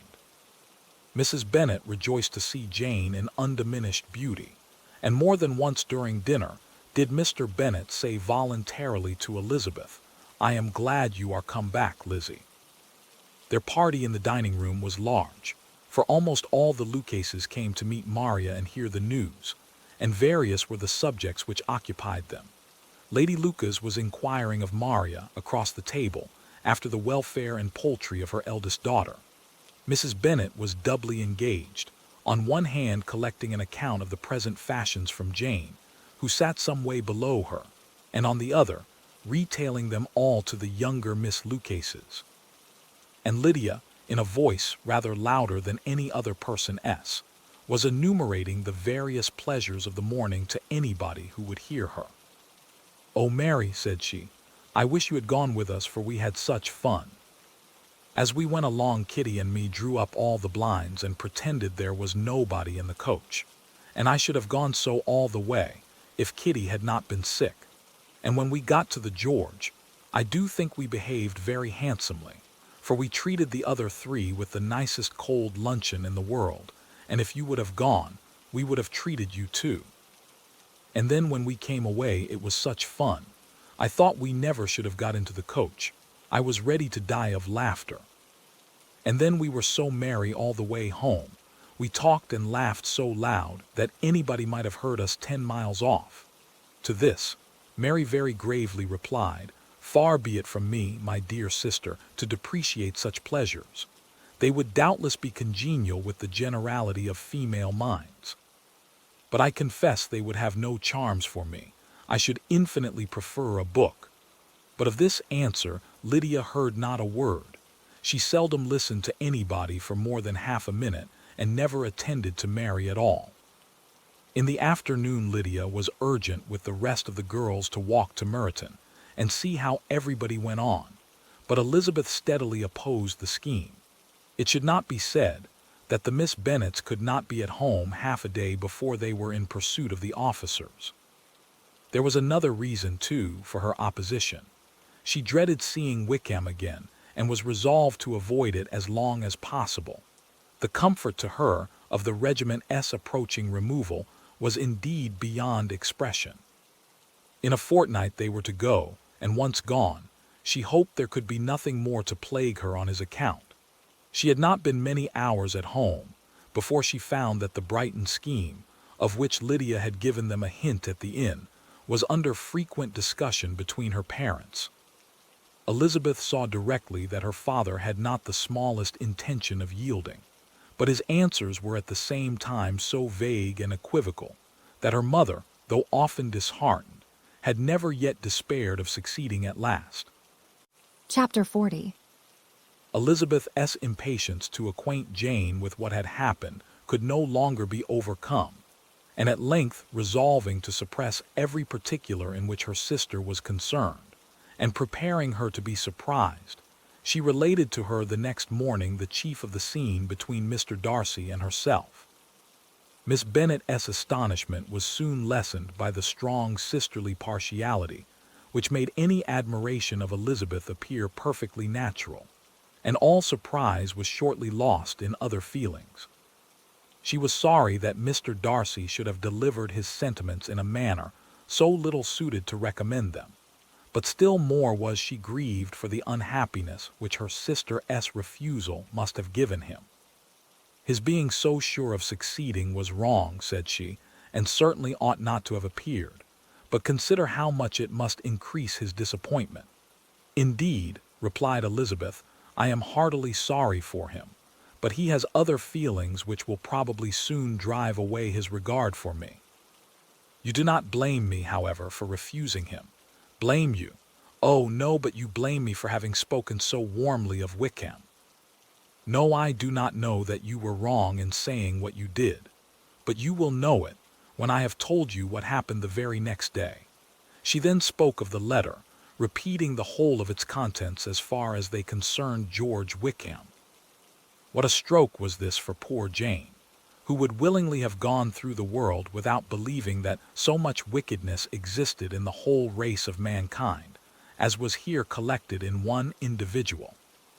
Nor was Darcy's vindication, though grateful to her feelings, capable of consoling her for such discovery.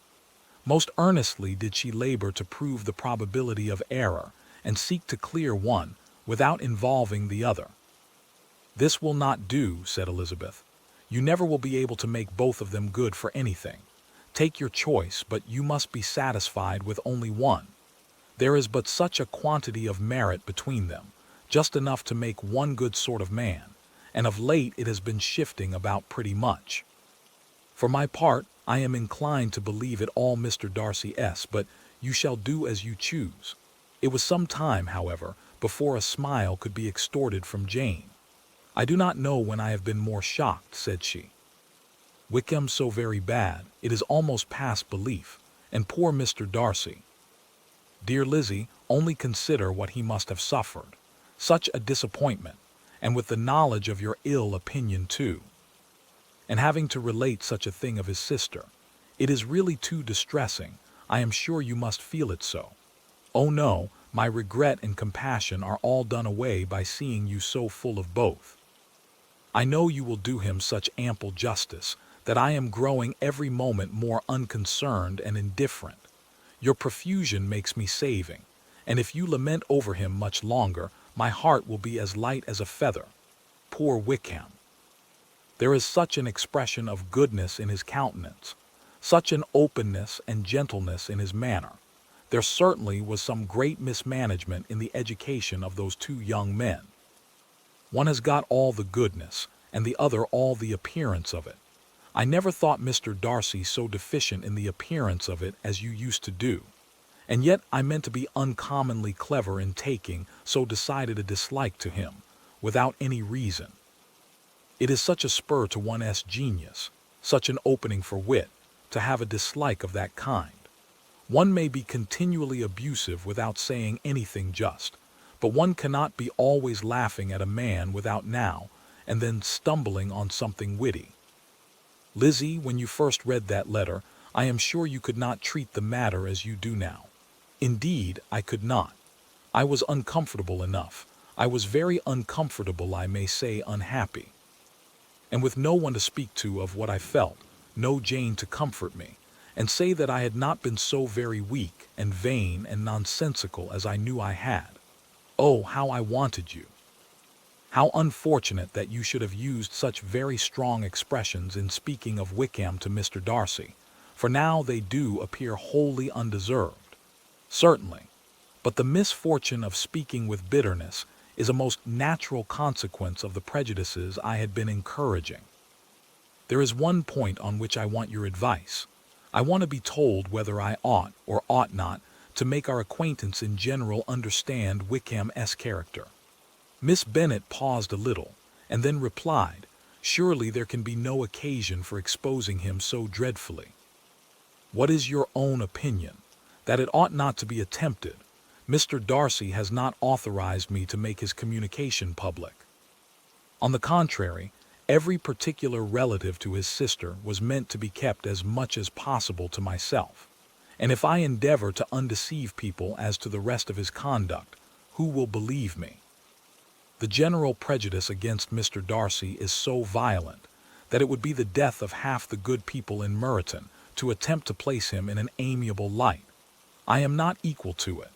Wickham will soon be gone, and therefore it will not signify to anybody here what he really is. Some time hence it will be all found out, and then we may laugh at their stupidity in not knowing it before. At present I will say nothing about it. You are quite right. To have his errors made public might ruin him forever. He is now, perhaps, sorry for what he has done and anxious to re-establish a character. We must not make him desperate." The tumult of Elizabeth's mind was allayed by this conversation. She had got rid of two of the secrets which had weighed on her for a fortnight, and was certain of a willing listener in Jane, whenever she might wish to talk again of either. But there was still something lurking behind, of which prudence forbade the disclosure. She dared not relate the other half of Mr. Darcy's letter, nor explain to her sister how sincerely she had been valued by his friend. Here was knowledge in which no one could partake, and she was sensible that nothing less than a perfect understanding between the parties could justify her in throwing off this last encumbrance of mystery. "And then," said she, "if that very improbable event should ever take place, I shall merely be able to tell what Bingley may tell in a much more agreeable manner himself.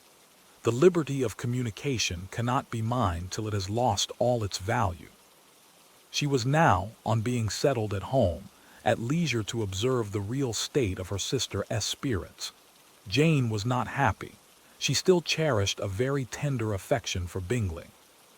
Having never even fancied herself in love before, her regard had all the warmth of first attachment, and from her age and disposition, greater steadiness than first attachments often boast, and so fervently did she value his remembrance, and prefer him to every other man, that all her good sense, and all her attention to the feelings of her friends, were requisite to check the indulgence of those regrets which must have been injurious to her own health and their tranquillity.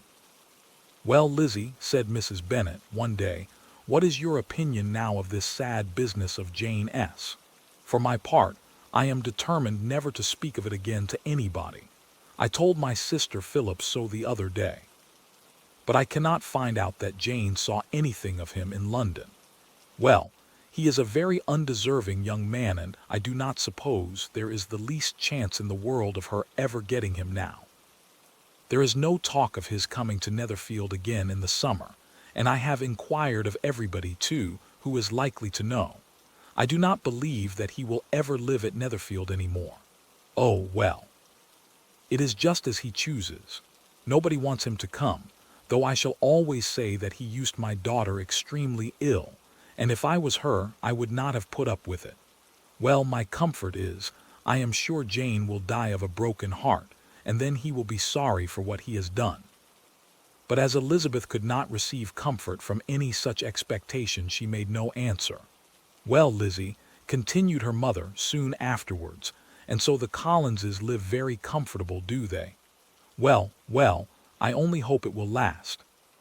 And what sort of table do they keep? Charlotte is an excellent manager, I dare say. If she is half as sharp as her mother, she is saving enough. There is nothing extravagant in their housekeeping, I dare say.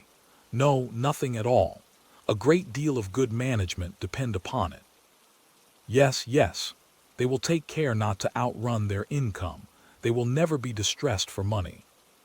Well, much good may it do them. And so, I suppose, they often talk of having Longbourn when your father is dead. They look upon it quite as their own, I dare say, whenever that happens. It was a subject which they could not mention before me. No, it would have been strange if they had. But I make no doubt they often talk of it between themselves. Well, if they can be easy with an estate that is not lawfully their own, so much the better. I should be ashamed of having one that was only entailed on me. Chapter 41. The first week of their return was soon gone. The second began. It was the last of the regiment's stay in Meryton, and all the young ladies in the neighborhood were drooping apace. The dejection was almost universal. The elder Miss Bennets alone were still able to eat, drink, and sleep, and pursue the usual course of their employments. Very frequently were they reproached for this insensibility by Kitty and Lydia, whose own misery was extreme, and who could not comprehend such hard-heartedness in any of the family. Good heaven, what is to become of us? What are we to do? Would they often exclaim in the bitterness of woe. How can you be smiling so, Lizzie? Their affectionate mother shared all their grief. She remembered what she had herself endured on a similar occasion 25 years ago. I am sure, said she, I cried for 2 days together when Colonel Miller's regiment went away. I thought I should have broke my heart. I am sure I shall break mine, said Lydia. If one could but go to Brighton, observed Mrs. Bennet. Oh yes, if one could but go to Brighton, but Papa is so disagreeable. A little sea bathing would set me up for ever. And my Aunt Phillips is sure it would do me a great deal of good, added Kitty. Such were the kind of lamentations resounding perpetually through Longbourn House. Elizabeth tried to be diverted by them, but all sense of pleasure was lost in shame. She felt anew the justice of Mr. Darcy's objections, and never had she before been so much disposed to pardon his interference in the views of his friend. But the gloom of Lydia's prospect was shortly cleared away, for she received an invitation from Mrs. Forster, the wife of the colonel of the regiment, to accompany her to Brighton. This invaluable friend was a very young woman, and very lately married. A resemblance in good humor and good spirits had recommended her and Lydia to each other, and out of their 3 months' acquaintance they had been intimate too. The rapture of Lydia on this occasion, her adoration of Mrs. Forster, the delight of Mrs. Bennet, and the mortification of Kitty, are scarcely to be described. Wholly inattentive to her sister's feelings, Lydia flew about the house in restless ecstasy, calling for everyone's congratulations, and laughing and talking with more violence than ever, whilst the luckless Kitty continued in the parlor repining at her fate in terms as unreasonable as her accent was peevish. I cannot see why Mrs. Forster should not ask me as well as Lydia, said she. Though I am not her particular friend, I have just as much right to be asked as she has, and more too, for I am 2 years older. In vain did Elizabeth attempt to make her reasonable, and Jane to make her resigned. As for Elizabeth herself, this invitation was so far from exciting in her the same feelings as in her mother and Lydia, that she considered it as the death warrant of all possibility of common sense for the latter, and detestable as such a step must make her, were it known, she could not help secretly advising her father not to let her go. She represented to him all the improprieties of Lydia's general behavior, the little advantage she could derive from the friendship of such a woman as Mrs. Forster, and the probability of her being yet more imprudent with such a companion at Brighton, where the temptations must be greater than at home. He heard her attentively, and then said, Lydia will never be easy till she has exposed herself in some public place or other, and we can never expect her to do it with so little expense or inconvenience to her family as under the present circumstances. If you were aware, said Elizabeth, of the very great disadvantage to us all, which must arise from the public notice of Lydia's unguarded and imprudent manner, nay, which has already arisen from it, I am sure you would judge differently in the affair." "Already arisen," repeated Mr. Bennet. "What, has she frightened away some of your lovers? Poor little Lizzie! But do not be cast down. Such squeamish youths as cannot bear to be connected with a little absurdity are not worth a regret. Come, let me see the list of the pitiful fellows who have been kept aloof by Lydia's folly. Indeed, you are mistaken. I have no such injuries to resent. It is not of peculiar, but of general evils which I am now complaining. Our importance, our respectability in the world must be affected by the wild volatility, the assurance and disdain of all restraint which mark Lydia's character. Excuse me, for I must speak plainly. If you, my dear father, will not take the trouble of checking her exuberant spirits, and of teaching her that her present pursuits are not to be the business of her life, she will soon be beyond the reach of amendment. Her character will be fixed, and she will, at 16, be the most determined flirt that ever made herself and her family ridiculous. A flirt, too, in the worst and meanest degree of flirtation, without any attraction beyond youth and a tolerable person, and from the ignorance and emptiness of her mind, wholly unable to ward off any portion of that universal contempt which her rage for admiration will excite. In this danger Kitty is also comprehended. She will follow wherever Lydia leads, vain, ignorant, idle, and absolutely uncontrolled. Oh, my dear father, can you suppose it possible that they will not be censured and despised wherever they are known, and that their sisters will not be often involved in the disgrace?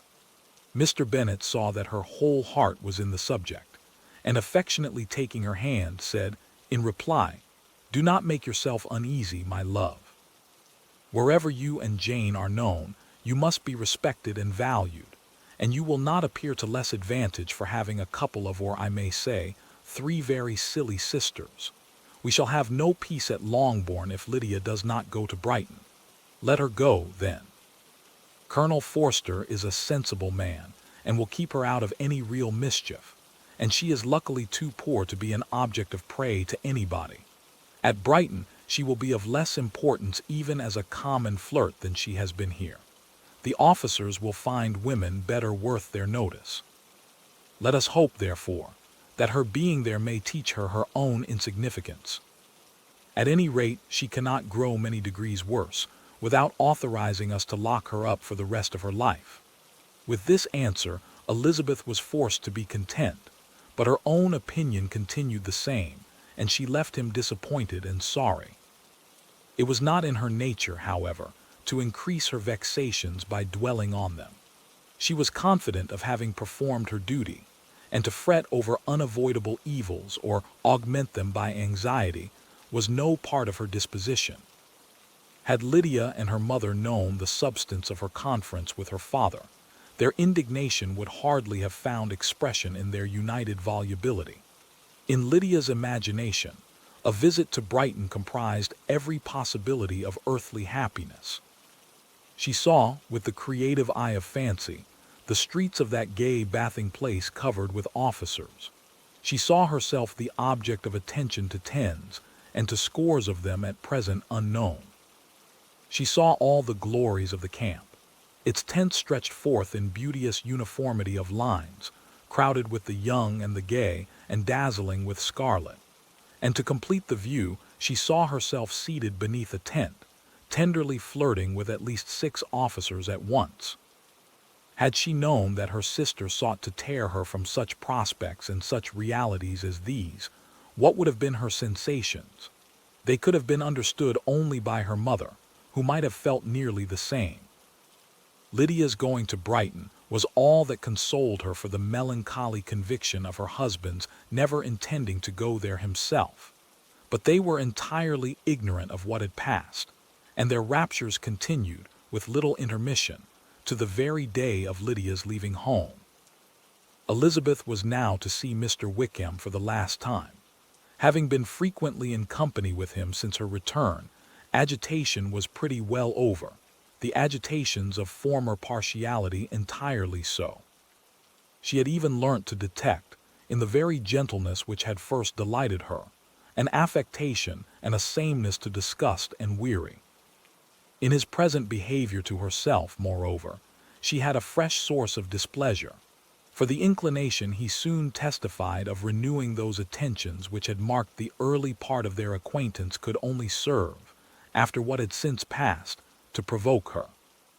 She lost all concern for him in finding herself thus selected as the object of such idle and frivolous gallantry, and while she steadily repressed it, could not but feel the reproof contained in his believing that however long, and for whatever cause, his attentions had been withdrawn, her vanity would be gratified, and her preference secured at any time by their renewal. On the very last day of the regiment's remaining in Meryton, he dined, with others of the officers, at Longbourn, and so little was Elizabeth disposed to part from him in good humor, that, on his making some inquiry as to the manner in which her time had passed at Hunsford, she mentioned Colonel Fitzwilliam's and Mr. Darcy's having both spent 3 weeks at Rosings, and asked him if he were acquainted with the former. He looked surprised, displeased, alarmed, but with a moment's recollection and a returning smile, replied that he had formerly seen him often, and after observing that he was a very gentlemanlike man, asked her how she had liked him. Her answer was warmly in his favor. With an air of indifference he soon afterwards added, "How long did you say that he was at Rosings?" "Nearly 3 weeks. And you saw him frequently?" "Yes, almost every day." "His manners are very different from his cousin's." "Yes, very different, but I think Mr. Darcy improves on acquaintance." "Indeed," cried Wickham, with a look which did not escape her. "And pray may I ask," but checking himself, he added, in a gayer tone, "is it in address that he improves? Has he deigned to add aught of civility to his ordinary style? For I dare not hope," he continued, in a lower and more serious tone, "that he is improved in essentials." "Oh, no," said Elizabeth. "In essentials, I believe, he is very much what he ever was." While she spoke, Wickham looked as if scarcely knowing whether to rejoice over her words or to distrust their meaning. There was a something in her countenance which made him listen with an apprehensive and anxious attention, while she added, "When I said that he improved on acquaintance, I did not mean that either his mind or manners were in a state of improvement, but that, from knowing him better, his disposition was better understood." Wickham's alarm now appeared in a heightened complexion and agitated look. For a few minutes he was silent, till, shaking off his embarrassment, he turned to her again, and said in the gentlest of accents, "You, who so well know my feelings towards Mr. Darcy, will readily comprehend how sincerely I must rejoice that he is wise enough to assume even the appearance of what is right. His pride in that direction may be of service, if not to himself, to many others, for it must deter him from such foul misconduct as I have suffered by. I only fear that the sort of cautiousness to which you, I imagine, have been alluding, is merely adopted on his visits to his aunt, of whose good opinion and judgment he stands much in awe. His fear of her has always operated, I know, when they were together, and a good deal is to be imputed to his wish of forwarding the match with Miss de Bourgh, which I am certain he has very much at heart." Elizabeth could not repress a smile at this, but she answered only by a slight inclination of the head. She saw that he wanted to engage her on the old subject of his grievances, and she was in no humor to indulge him. The rest of the evening passed with the appearance, on his side, of usual cheerfulness, but with no further attempt to distinguish Elizabeth, and they parted at last with mutual civility, and possibly a mutual desire of never meeting again. When the party broke up, Lydia returned with Mrs. Forster to Meryton, from whence they were to set out early the next morning. The separation between her and her family was rather noisy than pathetic. Kitty was the only one who shed tears, but she did weep from vexation and envy. Mrs. Bennet was diffuse in her good wishes for the felicity of her daughter, and impressive in her injunctions that she would not miss the opportunity of enjoying herself as much as possible advice, which there was every reason to believe would be attended to. And, in the clamorous happiness of Lydia herself in bidding farewell, the more gentle adieus of her sisters were uttered without being heard. Chapter 42. Had Elizabeth's opinion been all drawn from her own family, she could not have formed a very pleasing picture of conjugal felicity or domestic comfort. Her father, captivated by youth and beauty, and that appearance of good humor which youth and beauty generally give, had married a woman whose weak understanding and illiberal mind had very early in their marriage put an end to all real affection for her. Respect, esteem, and confidence had vanished forever, and all his views of domestic happiness were overthrown. But Mr. Bennet was not of a disposition to seek comfort for the disappointment which his own imprudence had brought on in any of those pleasures, which too often console the unfortunate for their folly or their vice. He was fond of the country and of books, and from these tastes had arisen his principal enjoyments. To his wife, he was very little otherwise indebted than as her ignorance and folly had contributed to his amusement. This is not the sort of happiness which a man would in general wish to owe to his wife, but where other powers of entertainment are wanting, the true philosopher will derive benefit from such as are given. Elizabeth, however, had never been blind to the impropriety of her father's behavior as a husband. She had always seen it with pain, but respecting his abilities and grateful for his affectionate treatment of herself, she endeavored to forget what she could not overlook, and to banish from her thoughts that continual breach of conjugal obligation and decorum which, in exposing his wife to the contempt of her own children, was so highly reprehensible. But she had never felt so strongly as now the disadvantages which must attend the children of so unsuitable a marriage, nor ever been so fully aware of the evils arising from so ill-judged a direction of talents, which, rightly used, might at least have preserved the respectability of his daughters, even if incapable of enlarging the mind of his wife. When Elizabeth had rejoiced over Wickham's departure, she found little other cause for satisfaction in the loss of the regiment.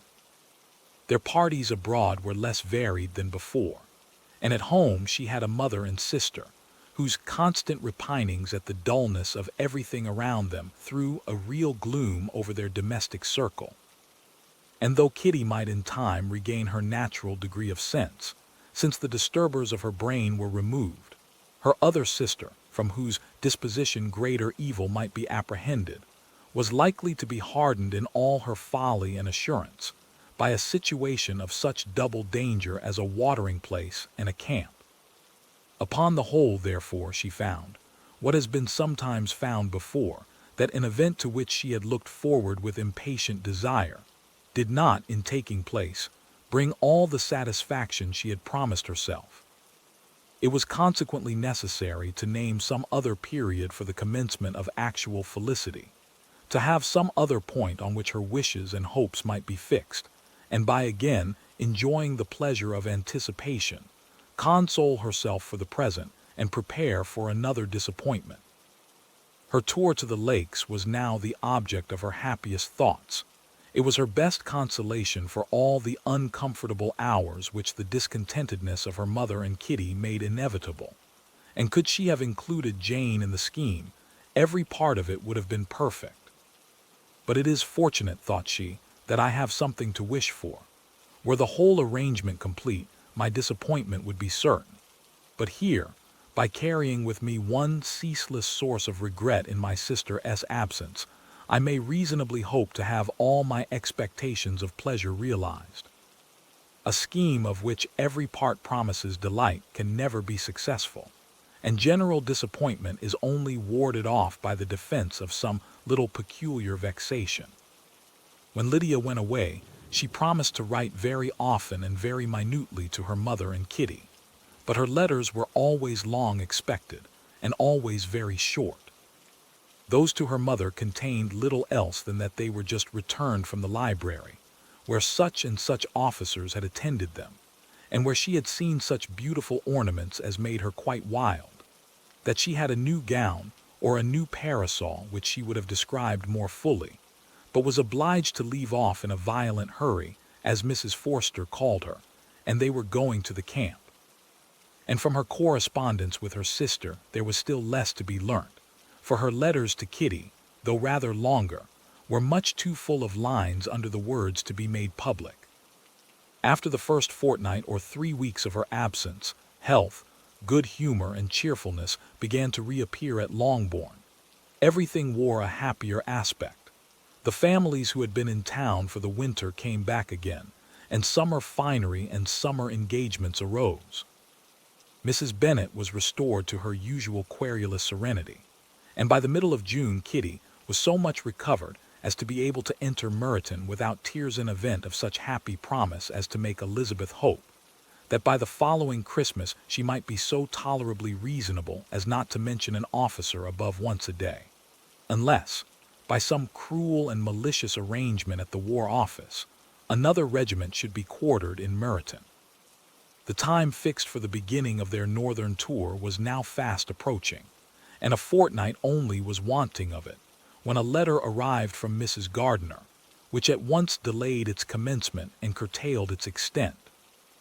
Mr. Gardiner would be prevented by business from setting out till a fortnight later in July, and must be in London again within a month, and as that left too short a period for them to go so far and see so much as they had proposed, or at least to see it with the leisure and comfort they had built on, they were obliged to give up the lakes and substitute a more contracted tour, and according to the present plan, were to go no farther northward than Derbyshire.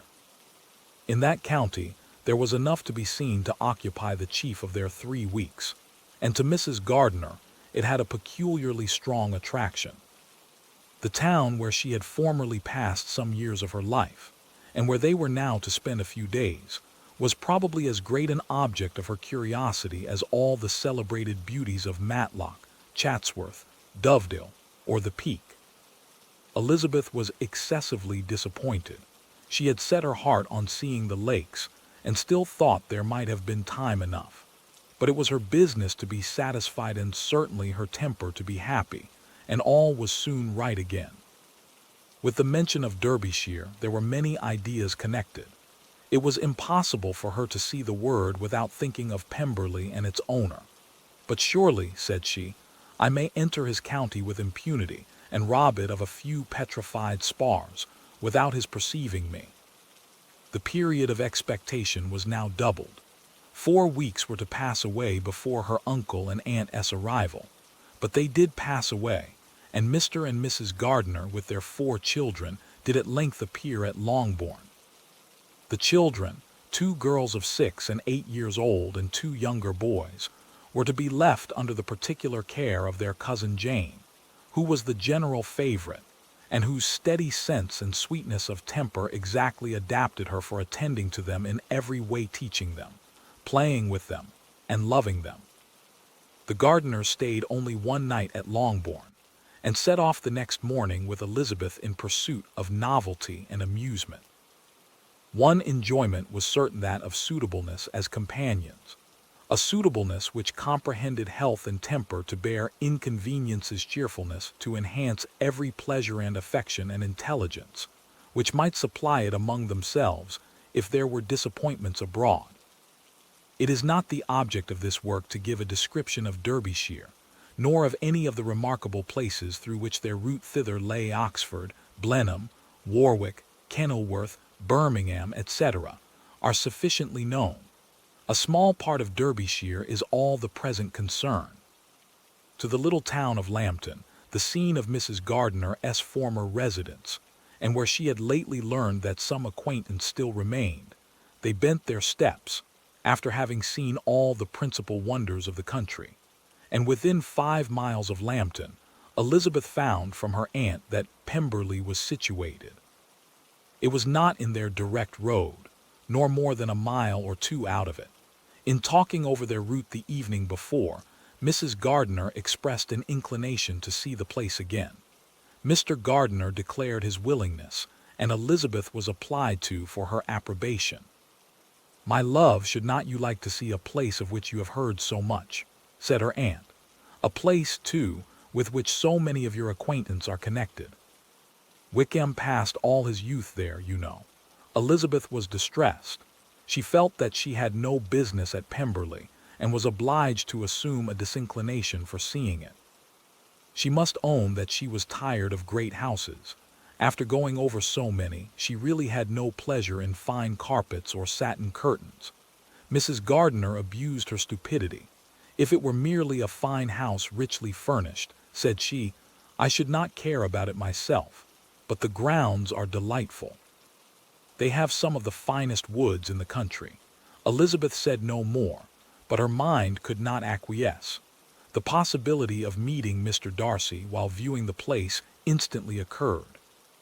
It would be dreadful. She blushed at the very idea, and thought it would be better to speak openly to her aunt than to run such a risk. But against this there were objections, and she finally resolved that it could be the last resource, if her private inquiries as to the absence of the family were unfavorably answered. Accordingly, when she retired at night, she asked the chambermaid whether Pemberley were not a very fine place, what was the name of its proprietor, and, with no little alarm, whether the family were down for the summer. A most welcome negative followed the last question, and her alarms being now removed, she was at leisure to feel a great deal of curiosity to see the house herself. And when the subject was revived the next morning, and she was again applied to, could readily answer, and with a proper air of indifference, that she had not really any dislike to the scheme. To Pemberley, therefore, they were to go. Chapter 43. Elizabeth, as they drove along, watched for the first appearance of Pemberley Woods with some perturbation, and when at length they turned in at the lodge, her spirits were in a high flutter. The park was very large, and contained great variety of ground. They entered it in one of its lowest points, and drove for some time through a beautiful wood stretching over a wide extent. Elizabeth's mind was too full for conversation, but she saw and admired every remarkable spot and point of view. They gradually ascended for half a mile, and then found themselves at the top of a considerable eminence, where the wood ceased, and the eye was instantly caught by Pemberley House, situated on the opposite side of the valley, into which the road with some abruptness wound. It was a large, handsome stone building, standing well on rising ground, and backed by a ridge of high woody hills, and in front a stream of some natural importance was swelled into greater, but without any artificial appearance. Its banks were neither formal nor falsely adorned. Elizabeth was delighted. She had never seen a place for which nature had done more, or where natural beauty had been so little counteracted by an awkward taste.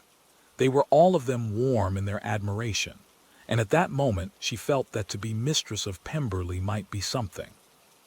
They descended the hill, crossed the bridge, and drove to the door, and while examining the nearer aspect of the house, all her apprehension of meeting its owner returned. She dreaded lest the chambermaid had been mistaken. On applying to see the place, they were admitted into the hall, and Elizabeth, as they waited for the housekeeper, had leisure to wonder at her being where she was. The housekeeper came, a respectable-looking elderly woman, much less fine and more civil than she had any notion of finding her. They followed her into the dining parlor. It was a large, well-proportioned room, handsomely fitted up. Elizabeth, after slightly surveying it, went to a window to enjoy its prospect. The hill, crowned with wood from which they had descended, receiving increased abruptness from the distance, was a beautiful object. Every disposition of the ground was good, and she looked on the whole scene, the river, the trees scattered on its banks, and the winding of the valley as far as she could trace it, with delight. As they passed into other rooms, these objects were taking different positions, but from every window there were beauties to be seen. The rooms were lofty and handsome, and their furniture suitable to the fortune of their proprietor. But Elizabeth saw, with admiration of his taste, that it was neither gaudy nor uselessly fine with less of splendor, and more real elegance than the furniture of Rosings.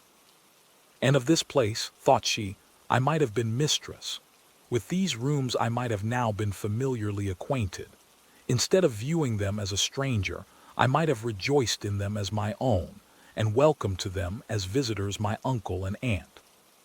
But no, recollecting herself, that could never be. My uncle and aunt would have been lost to me. I should not have been allowed to invite them. This was a lucky recollection. It saved her from something like regret.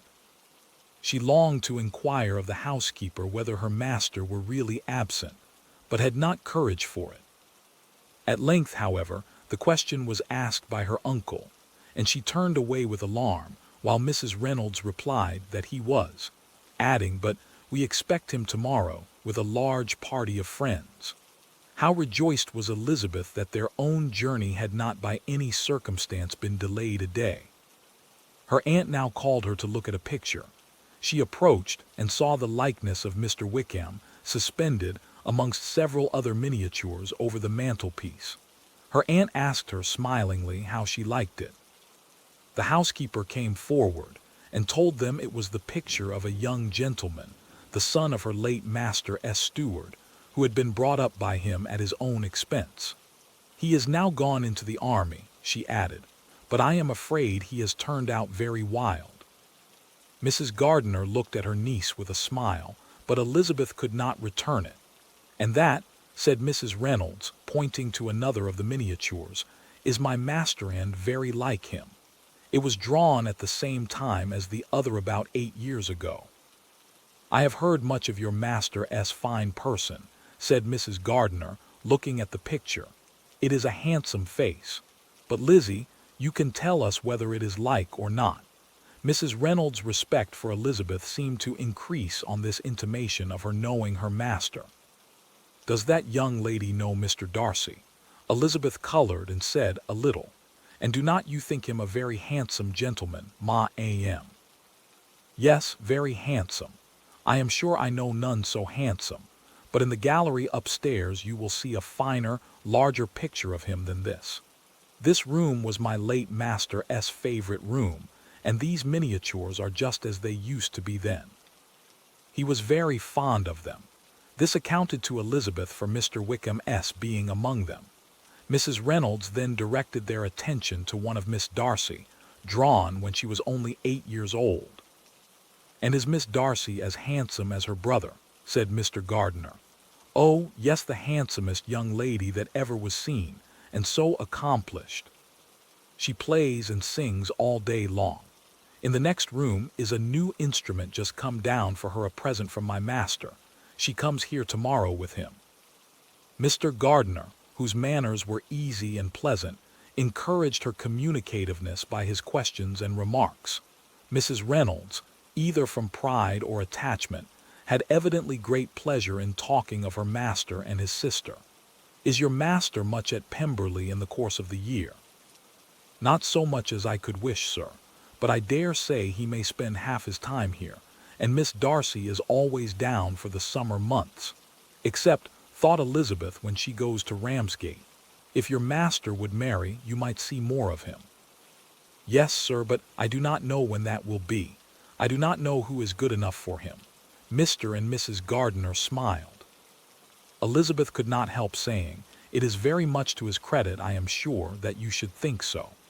I say no more than the truth, and what everybody will say that knows him," replied the other. Elizabeth thought this was going pretty far, and she listened with increasing astonishment as the housekeeper added, "I have never had a cross word from him in my life, and I have known him ever since he was 4 years old." This was praise of all others most extraordinary, most opposite to her ideas. That he was not a good-tempered man had been her firmest opinion. Her keenest attention was awakened. She longed to hear more, and was grateful to her uncle for saying there are very few people of whom so much can be said. "You are lucky in having such a master." "Yes, sir, I know I am. If I were to go through the world I could not meet with a better. But I have always observed that they who are good-natured when children are good-natured when they grow up, and he was always the sweetest-tempered, most generous-hearted boy in the world. Elizabeth almost stared at her. Can this be Mr. Darcy? Thought she. His father was an excellent man, said Mrs. Gardiner. Yes, ma am, that he was indeed, and his son will be just like him, just as affable to the poor. Elizabeth listened, wondered, doubted, and was impatient for more. Mrs. Reynolds could interest her on no other point. She related the subjects of the pictures, the dimensions of the rooms, and the price of the furniture in vain. Mr. Gardiner, highly amused by the kind of family prejudice to which he attributed her excessive commendation of her master, soon led again to the subject, and she dwelt with energy on his many merits as they proceeded together up the great staircase. He is the best landlord and the best master, said she, that ever lived, not like the wild young men nowadays who think of nothing but themselves. There is not one of his tenants or servants but what will give him a good name. Some people call him proud, but I am sure I never saw anything of it. To my fancy, it is only because he does not rattle away like other young men. In what an amiable light does this place him, thought Elizabeth. This fine account of him, whispered her aunt as they walked, is not quite consistent with his behavior to our poor friend. Perhaps we might be deceived. That is not very likely. Our authority was too good. On reaching the spacious lobby above, they were shown into a very pretty sitting room, lately fitted up with greater elegance and lightness than the apartments below, and were informed that it was but just done to give pleasure to Miss Darcy, who had taken a liking to the room when last at Pemberley. He is certainly a good brother, said Elizabeth, as she walked towards one of the windows. Mrs. Reynolds anticipated Miss Darcy's delight when she should enter the room, and this is always the way with him, she added. Whatever can give his sister any pleasure is sure to be done in a moment. There is nothing he would not do for her. The picture gallery and 2 or 3 of the principal bedrooms were all that remained to be shown. In the former were many good paintings, but Elizabeth knew nothing of the art, and from such as had been already visible below, she had willingly turned to look at some drawings of Miss Darcy's in crayons, whose subjects were usually more interesting and also more intelligible. In the gallery there were many family portraits, but they could have little to fix the attention of a stranger. Elizabeth walked on in quest of the only face whose features would be known to her. At last it arrested her, and she beheld a striking resemblance of Mr. Darcy, with such a smile over the face as she remembered to have sometimes seen when he looked at her. She stood several minutes before the picture in earnest contemplation, and returned to it again before they quitted the gallery. Mrs. Reynolds informed them that it had been taken in his father's lifetime. There was certainly at this moment, in Elizabeth's mind, a more gentle sensation towards the original than she had ever felt in the height of their acquaintance. The commendation bestowed on him by Mrs. Reynolds was of no trifling nature. What praise is more valuable than the praise of an intelligent servant? As a brother, a landlord, a master, she considered how many people's happiness were in his guardianship, how much of pleasure or pain it was in his power to bestow, how much of good or evil must be done by him. Every idea that had been brought forward by the housekeeper was favorable to his character, and as she stood before the canvas on which he was represented and fixed his eyes upon herself, she thought of his regard with a deeper sentiment of gratitude than it had ever raised before. She remembered its warmth and softened its impropriety of expression. When all of the house that was open to general inspection had been seen, they returned downstairs, and, taking leave of the housekeeper, were consigned over to the gardener, who met them at the hall door. As they walked across the lawn towards the river, Elizabeth turned back to look again. Her uncle and aunt stopped also, and while the former was conjecturing as to the date of the building, the owner of it himself suddenly came forward from the road which led behind it to the stables. They were within 20 yards of each other, and so abrupt was his appearance that it was impossible to avoid his sight. Their eyes instantly met, and the cheeks of each were overspread with the deepest blush. He absolutely started, and for a moment seemed immovable from surprise, but shortly recovering himself, advanced towards the party and spoke to Elizabeth, if not in terms of perfect composure, at least of perfect civility. She had instinctively turned away, but stopping on his approach, received his compliments with an embarrassment impossible to be overcome. Had his first appearance, or his resemblance to the picture they had just been examining, been insufficient to assure the other two that they now saw Mr. Darcy, the gardener's expression of surprise on beholding his master must immediately have told it. They stood a little aloof while he was talking to their niece, who, astonished and confused, scarcely dared lift her eyes to his face, and knew not what answer she returned to his civil inquiries after her family. Amazed at the alteration of his manner since they last parted, every sentence that he uttered was increasing her embarrassment, and every idea of the impropriety of her being found there recurring to her mind. The few minutes in which they continued together were some of the most uncomfortable of her life. Nor did he seem much more at ease. When he spoke, his accent had none of its usual sedateness, and he repeated his inquiries as to the time of her having left Longbourn, and of her stay in Derbyshire so often, and in so hurried a way, as plainly spoke the distraction of his thoughts. At length every idea seemed to fail him, and after standing a few moments without saying a word, he suddenly recollected himself and took leave. The others then joined her and expressed their admiration of his figure, but Elizabeth heard not a word, and, wholly engrossed by her own feelings, followed them in silence. She was overpowered by shame and vexation. Her coming there was the most unfortunate, the most ill-judged thing in the world. How strange must it appear to him! In what a disgraceful light might it not strike so vain a man! It might seem as if she had purposely thrown herself in his way again. Oh, why did she come? Or why did he thus come a day before he was expected? Had they been only 10 minutes sooner, they should have been beyond the reach of his discrimination, for it was plain that he was that moment arrived, that moment alighted from his horse or his carriage. She blushed again and again over the perverseness of the meeting. And his behavior so strikingly altered what could it mean. That he should even speak to her was amazing, but to speak with such civility, to inquire after her family.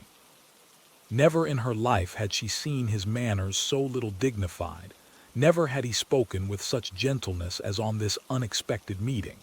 What a contrast did it offer to his last address in Rosings Park, when he put his letter into her hand. She knew not what to think, or how to account for it. They had now entered a beautiful walk by the side of the water, and every step was bringing forward a nobler fall of ground, or a finer reach of the woods to which they were approaching. But it was some time before Elizabeth was sensible of any of it, and though she answered mechanically to the repeated appeals of her uncle and aunt, and seemed to direct her eyes to such objects as they pointed out, she distinguished no part of the scene. Her thoughts were all fixed on that one spot of Pemberley House, whichever it might be, where Mr. Darcy then was. She longed to know what at that moment was passing in his mind, in what manner he thought of her, and whether, in defiance of everything, she was still dear to him.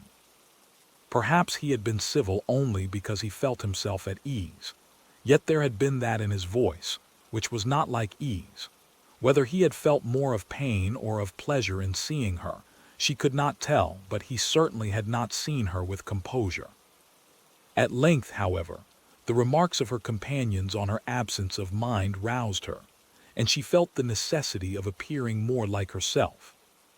They entered the woods, and, bidding adieu to the river for a while, ascended some of the higher grounds, whence, in spots where the opening of the trees gave the eye power to wander, were many charming views of the valley, the opposite hills, with the long range of woods overspreading many, and occasionally part of the stream. Mr. Gardiner expressed a wish of going round the whole park, but feared it might be beyond a walk. With a triumphant smile, they were told that it was 10 miles round. It settled the matter, and they pursued the accustomed circuit, which brought them again, after some time, in a descent among hanging woods, to the edge of the water and one of its narrowest parts. They crossed it by a simple bridge, in character with the general air of the scene. It was a spot less adorned than any they had yet visited, and the valley, here contracted into a glen, allowed room only for the stream, and a narrow walk amidst the rough coppicewood which bordered it. Elizabeth longed to explore its windings, but when they had crossed the bridge and perceived their distance from the house, Mrs. Gardiner, who was not a great walker, could go no farther, and thought only of returning to the carriage as quickly as possible. Her niece was, therefore, obliged to submit, and they took their way towards the house on the opposite side of the river in the nearest direction. But their progress was slow, for Mr. Gardiner, though seldom able to indulge the taste, was very fond of fishing, and was so much engaged in watching the occasional appearance of some trout in the water, and talking to the man about them, that he advanced but little. Whilst wandering on in this slow manner, they were again surprised, and Elizabeth's astonishment was quite equal to what it had been at first, by the sight of Mr. Darcy approaching them, and at no great distance.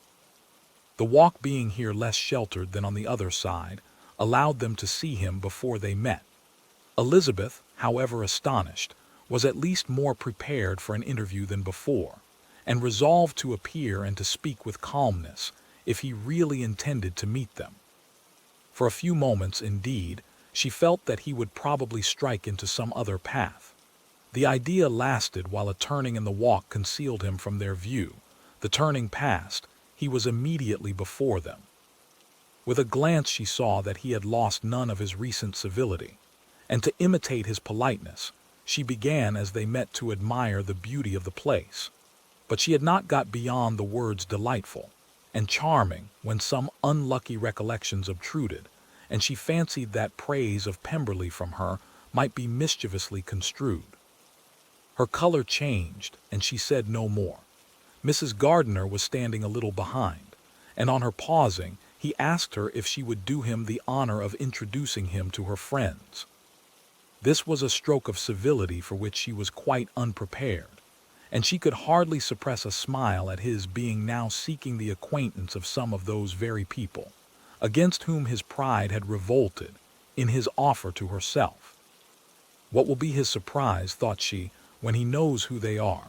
He takes them now for people of fashion. The introduction, however, was immediately made, and as she named their relationship to herself, she stole a sly look at him to see how he bore it, and was not without the expectation of his decamping as fast as he could from such disgraceful companions. That he was surprised by the connection was evident. He sustained it, however, with fortitude, and, so far from going away, turned back with them and entered into conversation with Mr. Gardiner. Elizabeth could not but be pleased, could not but triumph. It was consoling that he should know she had some relations for whom there was no need to blush. She listened most attentively to all that passed between them, and gloried in every expression, every sentence of her uncle, which marked his intelligence, his taste, or his good manners. The conversation soon turned upon fishing, and she heard Mr. Darcy invite him, with the greatest civility, to fish there as often as he chose, while he continued in the neighborhood, offering at the same time to supply him with fishing tackle, and pointing out those parts of the stream where there was usually most sport. Mrs. Gardiner, who was walking arm in arm with Elizabeth, gave her a look expressive of her wonder. Elizabeth said nothing, but it gratified her exceedingly. The compliment must be all for herself. Her astonishment, however, was extreme, and continually was she repeating, "Why is he so altered? From what can it proceed? It cannot be for me, it cannot be for my sake that his manners are thus softened. My reproofs at Hunsford could not work such a change as this. It is impossible that he should still love me." After walking some time in this way, the two ladies in front, the two gentlemen behind, on resuming their places, after descending to the brink of the river for the better inspection of some curious water plant, there chanced to be a little alteration.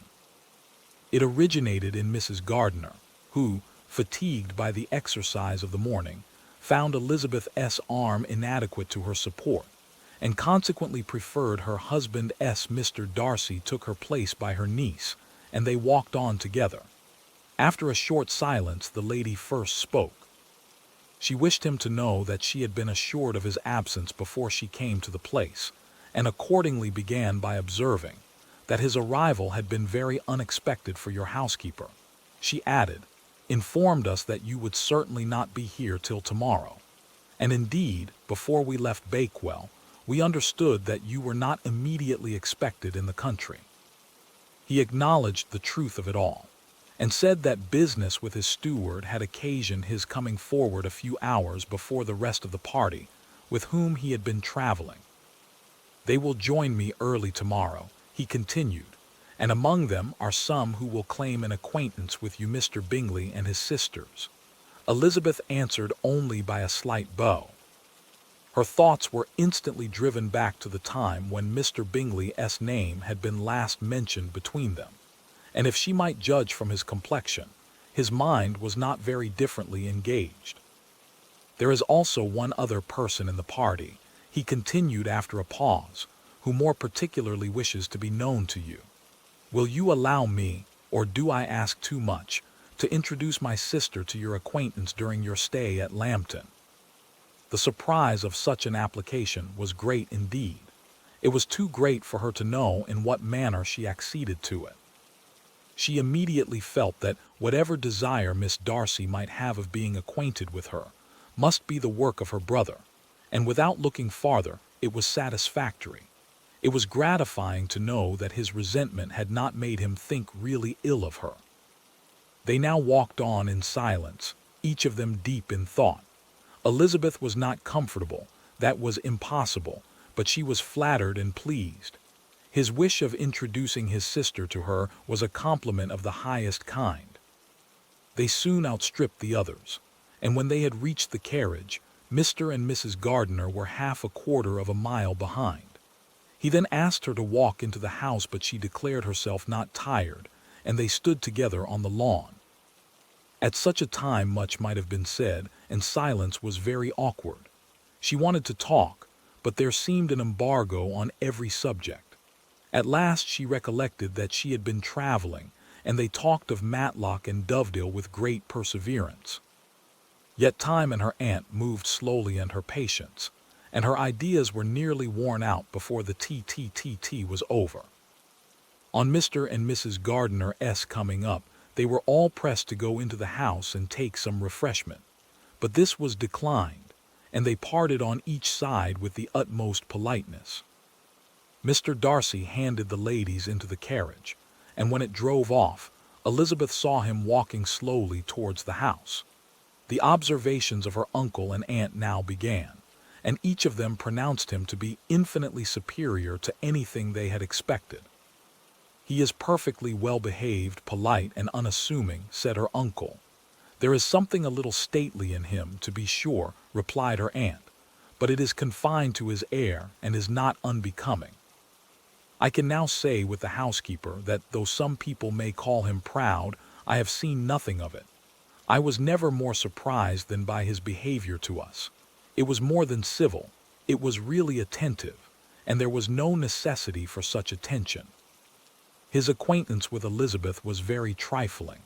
To be sure, Lizzie, said her aunt, he is not so handsome as Wickham, or rather he has not Wickham's countenance, for his features are perfectly good. But how came you to tell us that he was so disagreeable? Elizabeth excused herself as well as she could, said that she had liked him better when they met in Kent than before, and that she had never seen him so pleasant as this morning. But perhaps he may be a little whimsical in his civilities, replied her uncle.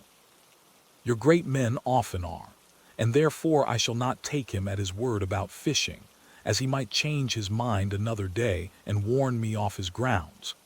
Elizabeth felt that they had entirely mistaken his character, but said nothing. From what we have seen of him, continued Mrs. Gardiner, I really should not have thought that he could have behaved in so cruel a way by anybody as he has done by poor Wickham. He has not an ill-natured look. On the contrary, there is something pleasing about his mouth when he speaks. And there is something of dignity in his countenance that would not give one an unfavorable idea of his heart. But to be sure, the good lady who showed us the house did give him a most flaming character. I could hardly help laughing aloud sometimes. But he is a liberal master, I suppose, and that, in the eye of a servant, comprehends every virtue.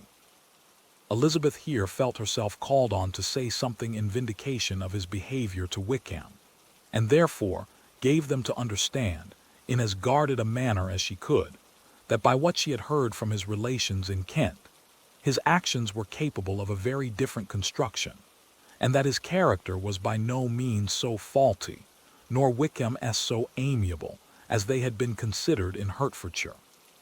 In confirmation of this, she related the particulars of all the pecuniary transactions in which they had been connected, without actually nomming her authority, but stating it to be such as might be relied on. Mrs. Gardiner was surprised and concerned, but as they were now approaching the scene of her former pleasures, every idea gave way to the charm of recollection, and she was too much engaged in pointing out to her husband all the interesting spots in its environs to think of anything else.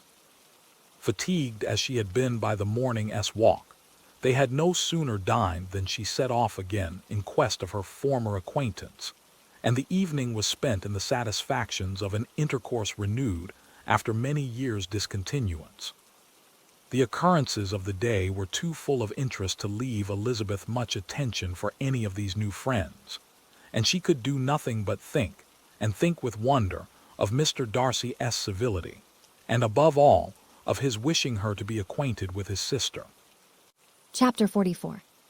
Elizabeth had settled it that Mr. Darcy would bring his sister to visit her the very day after her reaching Pemberley, and was, consequently, resolved not to be out of sight of thee in the whole of that morning. But her conclusion was false, for on the very morning after their own arrival at Lambton, these visitors came. They had been walking about the place with some of their new friends, and were just returned to the inn to dress themselves for dining with the same family, when the sound of a carriage drew them to a window, and they saw a gentleman and lady in a curricle driving up the street. Elizabeth, immediately recognizing the livery, guessed what it meant, and imparted no small degree of surprise to her relations, by acquainting them with the honor which she expected. Her uncle and aunt were all amazement, and the embarrassment of her manner as she spoke, joined to the circumstance itself, and many of the circumstances of the preceding day, opened to them a new idea on the business. Nothing had ever suggested it before, but they now felt that there was no other way of accounting for such attentions from such a quarter than by supposing a partiality for their niece. While these newly born notions were passing in their heads, the perturbation of Elizabeth's feelings was every moment increasing. She was quite amazed at her own discomposure, but amongst other causes of disquiet, she dreaded lest the partiality of the brother should have said too much in her favor, and more than commonly anxious to please, she naturally suspected that every power of pleasing would fail her. She retreated from the window, fearful of being seen, and as she walked up and down the room, endeavoring to compose herself, saw such looks of inquiring surprise in her uncle and aunt as made everything worse. Miss Darcy and her brother appeared, and this formidable introduction took place. With astonishment did Elizabeth see that her new acquaintance was at least as much embarrassed as herself. Since her being at Lambton, she had heard that Miss Darcy was exceedingly proud, but the observation of a very few minutes convinced her that she was only exceedingly shy. She found it difficult to obtain even a word from her beyond a monosyllable. Miss Darcy was tall and on a larger scale than Elizabeth, and though little more than 16, her figure was formed and her appearance womanly and graceful. She was less handsome than her brother, but there was sense and good humor in her face, and her manners were perfectly unassuming and gentle. Elizabeth, who had expected to find in her as acute and unembarrassed an observer as ever Mr. Darcy had been, was much relieved by discerning such different feelings. They had not been long together before Darcy told her that Bingley was also coming to wait on her, and she had barely time to express her satisfaction and prepare for such a visitor, when Bingley's quick step was heard on the stairs, and in a moment he entered the room. All Elizabeth's anger against him had been long done away, but had she still felt any, it could hardly have stood its ground against the unaffected cordiality with which he expressed himself on seeing her again. He inquired in a friendly, though general, way after her family, and looked and spoke with the same good-humored ease that he had ever done. To Mr. and Mrs. Gardiner, he was scarcely a less interesting personage than to herself. They had long wished to see him. The whole party before them, indeed, excited a lively attention. The suspicions which had just arisen of Mr. Darcy and their niece directed their observation towards each with an earnest, though guarded, inquiry, and they soon drew from those inquiries the full conviction that one of them at least knew what it was to love. Of the lady's sensations they remained a little in doubt, but that the gentleman was overflowing with admiration was evident enough. Elizabeth, on her side, had much to do. She wanted to ascertain the feelings of each of her visitors. She wanted to compose her own, and to make herself agreeable to all. And in the latter object, where she feared most to fail, she was most sure of success, for those to whom she endeavored to give pleasure were prepossessed in her favor. Bingley was ready, Georgiana was eager, and Darcy determined to be pleased. In seeing Bingley, her thoughts naturally flew to her sister, and oh, how ardently did she long to know whether any of his were directed in a like manner. Sometimes she could fancy that he talked less than on former occasions, and once or twice pleased herself with the notion that, as he looked at her, he was trying to trace a resemblance. But though this might be imaginary, she could not be deceived as to his behavior to Miss Darcy, who had been set up as a rival to Jane. No look appeared on either side that spoke particular regard. Nothing occurred between them that could justify the hopes of his sister. On this point she was soon satisfied, and 2 or 3 little circumstances occurred ere they parted, which, in her anxious interpretation, denoted a recollection of Jane, not untinctured by tenderness, and a wish of saying more that might lead to the mention of her, had he dared. He observed to her, at a moment when the others were talking together, and in a tone which had something of real regret, that it was a very long time since he had had the pleasure of seeing her, and before she could reply he added, "It is above 8 months. We have not met since the 26th of November, when we were all dancing together at Netherfield." Elizabeth was pleased to find his memory so exact, and he afterwards took occasion to ask her, when unattended to by any of the rest, whether all her sisters were at Longbourn. There was not much in the question, nor in the preceding remark, but there was a look and a manner which gave them meaning. It was not often that she could turn her eyes on Mr. Darcy himself, but whenever she did catch a glimpse she saw an expression of general complacence, and in all that he said, she heard an accent so far removed from hauteur or disdain of his companions, as convinced her that the improvement of manners which she had yesterday witnessed, however temporary its existence might prove, had at least outlived one day. When she saw him thus seeking the acquaintance, and courting the good opinion of people with whom any intercourse a few months ago would have been a disgrace, when she saw him thus civil, not only to herself, but to the very relations whom he had openly disdained, and recollected their last lively scene in Hunsford Parsonage, the difference, the change was so great, and struck so forcibly on her mind, that she could hardly restrain her astonishment from being visible. Never, even in the company of his dear friends at Netherfield, or his dignified relations at Rosings, had she seen him so desirous to please, so free from self-consequence or unbending reserve, as now, when no importance could result from the success of his endeavors, and when even the acquaintance of those to whom his attentions were addressed would draw down the ridicule and censure of the ladies both of Netherfield and Rosings.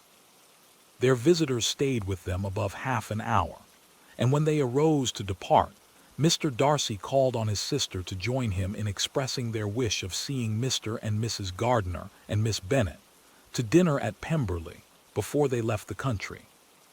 Miss Darcy, though with a diffidence which marked her little in the habit of giving invitations, readily obeyed.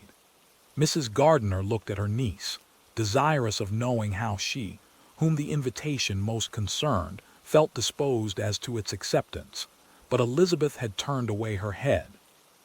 Presuming, however, that this studied avoidance spoke rather a momentary embarrassment than any dislike of the proposal, and seeing in her husband, who was fond of society, a perfect willingness to accept it, she ventured to engage for her attendance, and the day after the next was fixed on.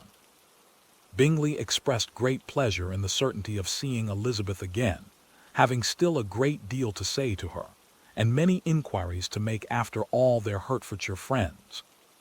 Elizabeth, construing all this into a wish of hearing her speak of her sister, was pleased, and on this account, as well as some others, found herself, when their visitors left them, capable of considering the last half hour with some satisfaction, though while it was passing the enjoyment of it had been little.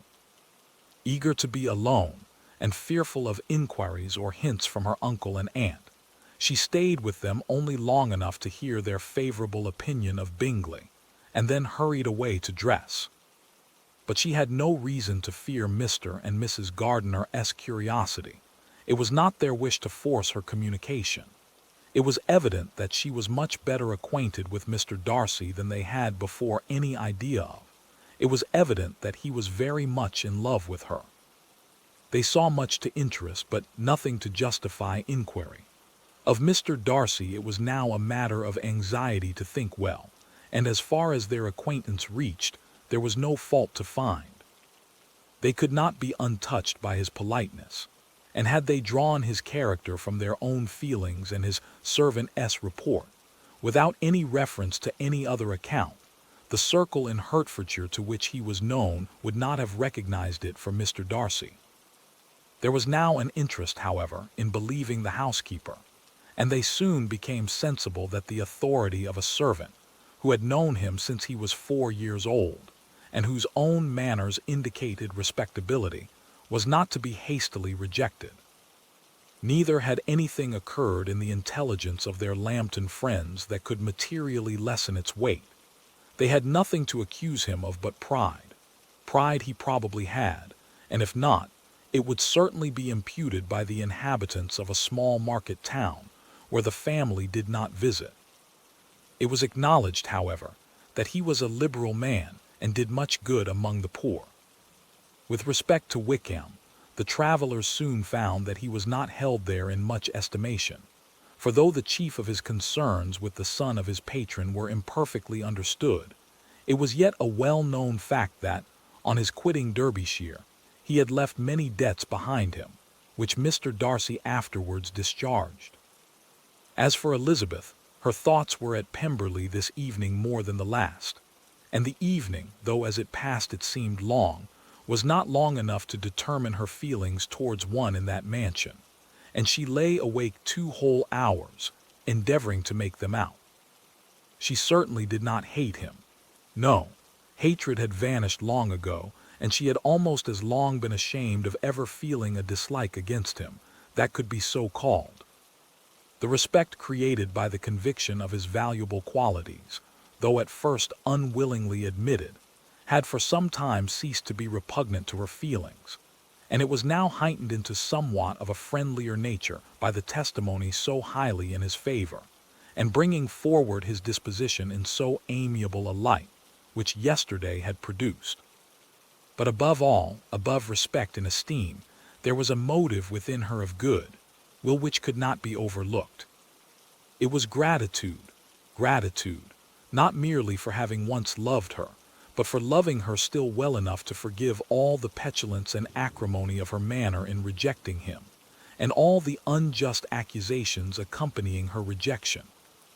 He who, she had been persuaded, would avoid her as his greatest enemy, seemed, on this accidental meeting, most eager to preserve the acquaintance, and without any indelicate display of regard or any peculiarity of manner where their two selves only were concerned, was soliciting the good opinion of her friends, and bent on making her known to his sister.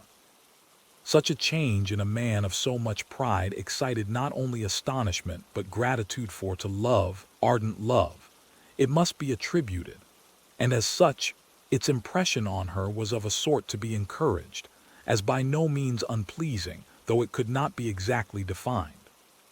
She respected, she esteemed, she was grateful to him, she felt a real interest in his welfare, and she only wanted to know how far she wished that welfare to depend upon herself, and how far it would be for the happiness of both that she should employ the power, which her fancy told her she still possessed, of bringing on the renewal of his addresses. It had been settled in the evening, between the aunt and niece, that such a striking civility as Miss Darcy in coming to them on the very day of her arrival at Pemberley, for she had reached it only to a late breakfast, ought to be imitated, though it could not be equaled, by some exertion of politeness on their side, and consequently that it would be highly expedient to wait on her at Pemberley the following morning. They were therefore to go. Elizabeth was pleased, though when she asked herself the reason, she had very little to say in reply. Mr. Gardiner left them soon after breakfast. The fishing scheme had been renewed the day before, and a positive engagement made of his meeting some of the gentlemen at Pemberley by noon. Chapter 45. Convinced as Elizabeth now was that Miss Bingley's dislike of her had originated in jealousy, she could not help feeling how very unwelcome her appearance at Pemberley must be to her, and was curious to know with how much civility on that lady's side the acquaintance would now be renewed. On reaching the house, they were shown through the hall into the saloon, whose northern aspect rendered it delightful for summer. Its windows, opening to the ground, admitted a most refreshing view of the high woody hills behind the house, and of the beautiful oaks and Spanish chestnuts which were scattered over the intermediate lawn. In this room they were received by Miss Darcy, who was sitting there with Mrs. Hurst and Miss Bingley, and the lady with whom she lived in London.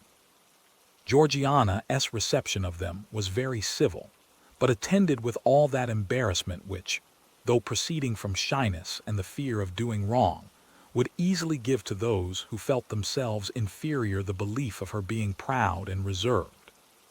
Mrs. Gardiner and her niece, however, did her justice and pitied her.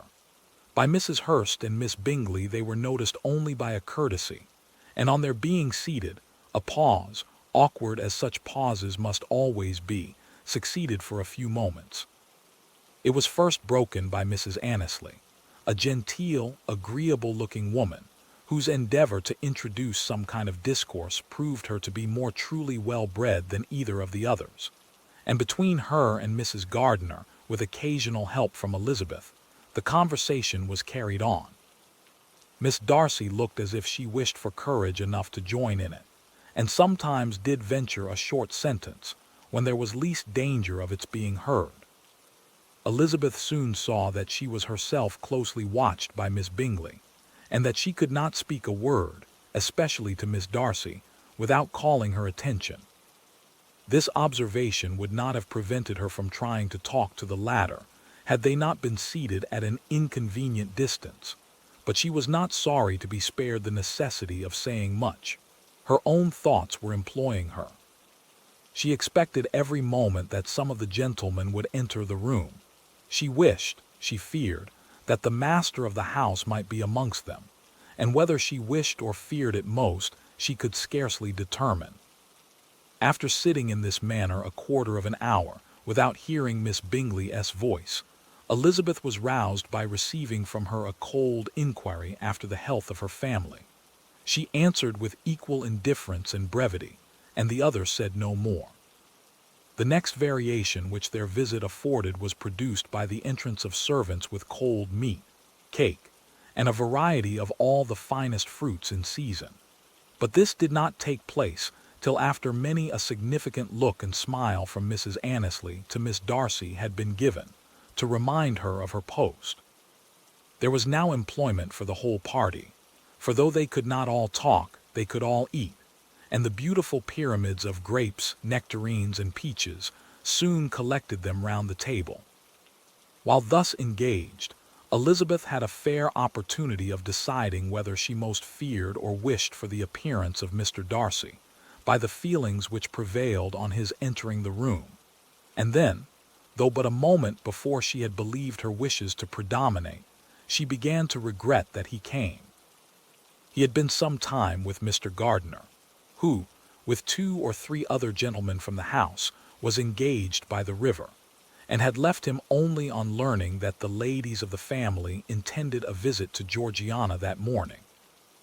No sooner did he appear than Elizabeth wisely resolved to be perfectly easy and unembarrassed, a resolution the more necessary to be made, but perhaps not the more easily kept, because she saw that the suspicions of the whole party were awakened against them, and that there was scarcely an eye which did not watch his behavior when he first came into the room. In no countenance was attentive curiosity so strongly marked as in Miss Bingley-'s, in spite of the smiles which overspread her face whenever she spoke to one of its objects, for jealousy had not yet made her desperate, and her attentions to Mr. Darcy were by no means over. Miss Darcy, on her brother's entrance, exerted herself much more to talk, and Elizabeth saw that he was anxious for his sister and herself to get acquainted, and forwarded, as much as possible, every attempt at conversation on either side. Miss Bingley saw all this likewise, and in the imprudence of anger took the first opportunity of saying, with sneering civility, "Pray, Miss Eliza, are not the shire militia removed from Meryton? They must be a great loss to your family." In Darcy's presence she dared not mention Wickham's name, but Elizabeth instantly comprehended that he was uppermost in her thoughts, and the various recollections connected with him gave her a moment's distress. But exerting herself vigorously to repel the ill-natured attack, she presently answered the question in a tolerably disengaged tone. While she spoke, an involuntary glance showed her Darcy with a heightened complexion, earnestly looking at her, and his sister overcome with confusion and unable to lift up her eyes. Had Miss Bingley known what pain she was then giving her beloved friend, she undoubtedly would have refrained from the hint, but she had merely intended to discompose Elizabeth, by bringing forward the idea of a man to whom she believed her partial, to make her betray a sensibility which might injure her in Darcy's opinion, and perhaps to remind the latter of all the follies and absurdities by which some part of her family were connected with that corps. Not a syllable had ever reached her of Miss Darcy's meditated elopement. To no creature had it been revealed, where secrecy was possible, except to Elizabeth, and from all Bingley's connections her brother was particularly anxious to conceal it, from that very wish which Elizabeth had long ago attributed to him, of their becoming hereafter her own. He had certainly formed such a plan, and without meaning that it should affect his endeavor to separate him from Miss Bennet, it is probable that it might add something to his lively concern for the welfare of his friend. Elizabeth's collected behavior, however, soon quieted his emotion, and as Miss Bingley, vexed and disappointed, dared not approach nearer to Wickham, Georgiana also recovered in time, though not enough to be able to speak any more. Her brother, whose eye she feared to meet, scarcely recollected her interest in the affair, and the very circumstance which had been designed to turn his thoughts from Elizabeth seemed to have fixed them on her more and more cheerfully. Their visit did not continue long after the question and answer above mentioned, and while Mr. Darcy was attending them to their carriage, Miss Bingley was venting her feelings in criticisms on Elizabeth's person, behavior, and dress, but Georgiana would not join her. Her brother's recommendation was enough to ensure her favor. His judgment could not err, and he had spoken in such terms of Elizabeth as to leave Georgiana without the power of finding her otherwise than lovely and amiable. When Darcy returned to the saloon, Miss Bingley could not help repeating to him some part of what she had been saying to his sister. "How very ill Eliza Bennet looks this morning, Mr. Darcy," she cried. "I never in my life saw anyone so much altered as she is since the winter. She has grown so brown and coarse. Louisa and I were agreeing that we should not have known her again." However little Mr. Darcy might have liked such an address, he contented himself with coolly replying that he perceived no other alteration than her being rather tan, no miraculous consequence of traveling in the summer. "For my own part," she rejoined, "I must confess that I never could see any beauty in her. Her face is too thin, her complexion has no brilliancy, and her features are not at all handsome. Her nose wants character, there is nothing marked in its lines. Her teeth are tolerable, but not out of the common way. And as for her eyes, which have sometimes been called so fine, I never could perceive anything extraordinary in them. They have a sharp, shrewish look which I do not like at all, and in her air altogether there is a self-sufficiency without fashion, which is intolerable." Persuaded as Miss Bingley was that Darcy admired Elizabeth, this was not the best method of recommending herself, but angry people are not always wise, and in seeing him at last look somewhat nettled, she had all the success she expected. He was resolutely silent, however, and from a determination of making him speak, she continued, "I remember, when we first knew her in Hertfordshire, how amazed we all were to find that she was a reputed beauty, and I particularly recollect your saying one night, after they had been dining at Netherfield, she a beauty. I should as soon call her mother a wit, but afterwards she seemed to improve on you, and I believe you thought her rather pretty at one time." "Yes," replied Darcy, who could contain himself no longer, "but that was only when I first knew her, for it is many months since I have considered her as one of the handsomest women of my acquaintance." He then went away, and Miss Bingley was left to all the satisfaction of having forced him to say what gave no one any pain but herself. Mrs. Gardiner and Elizabeth talked of all that had occurred during their visit, as they returned, except what had particularly interested them both. The looks and behavior of everybody they had seen were discussed, except of the person who had mostly engaged their attention. They talked of his sister, his friends, his house, his fruit, of everything but himself. Yet Elizabeth was longing to know what Mrs. Gardiner thought of him, and Mrs. Gardiner would have been highly gratified by her niece's beginning the subject. Chapter 46. Elizabeth had been a good deal disappointed in not finding a letter from Jane on their first arrival at Lambton, and this disappointment had been renewed on each of the mornings that had now been spent there. But on the third her repining was over, and her sister justified by the receipt of 2 letters from her at once, on one of which was marked that it had been sent elsewhere. Elizabeth was not surprised at it, as Jane had written the direction remarkably ill. They had just been preparing to walk as the letters came in, and her uncle and aunt, leaving her to enjoy them in quiet, set off by themselves. The one sent must be first attended to. It had been written 5 days ago. The beginning contained an account of all their little parties and engagements, with such news as the country afforded. But the latter half, which was dated a day later, and written in evident agitation, gave more important intelligence. It was to this effect: "Since writing the above, dearest Lizzie, something has occurred of a most unexpected and serious nature, but I am afraid of alarming you. Be assured that we are all well. What I have to say relates to poor Lydia. An express came at 12 last night, just as we were all gone to bed, from Colonel Forster, to inform us that she was gone off to Scotland with one of his officers, to own the truth with Wickham. Imagine our surprise. To Kitty, however, it does not seem so wholly unexpected. I am very, very sorry. So imprudent a match on both sides. But I am willing to hope the best, and that his character has been misunderstood. Thoughtless and indiscreet, I can easily believe him, but this step, and let us rejoice over it, marks nothing bad at heart. His choice is disinterested at least, for he must know my father can give her nothing. Our poor mother is sadly grieved. My father bears it better. How thankful am I that we never let them know what has been said against him. We must forget it ourselves. They were off Saturday night about 12, as is conjectured, but were not missed till yesterday morning at 8. The express was sent off directly. My dear Lizzie, they must have passed within 10 miles of us. Colonel Forster gives us reason to expect him here soon. Lydia left a few lines for his wife, informing her of their intention.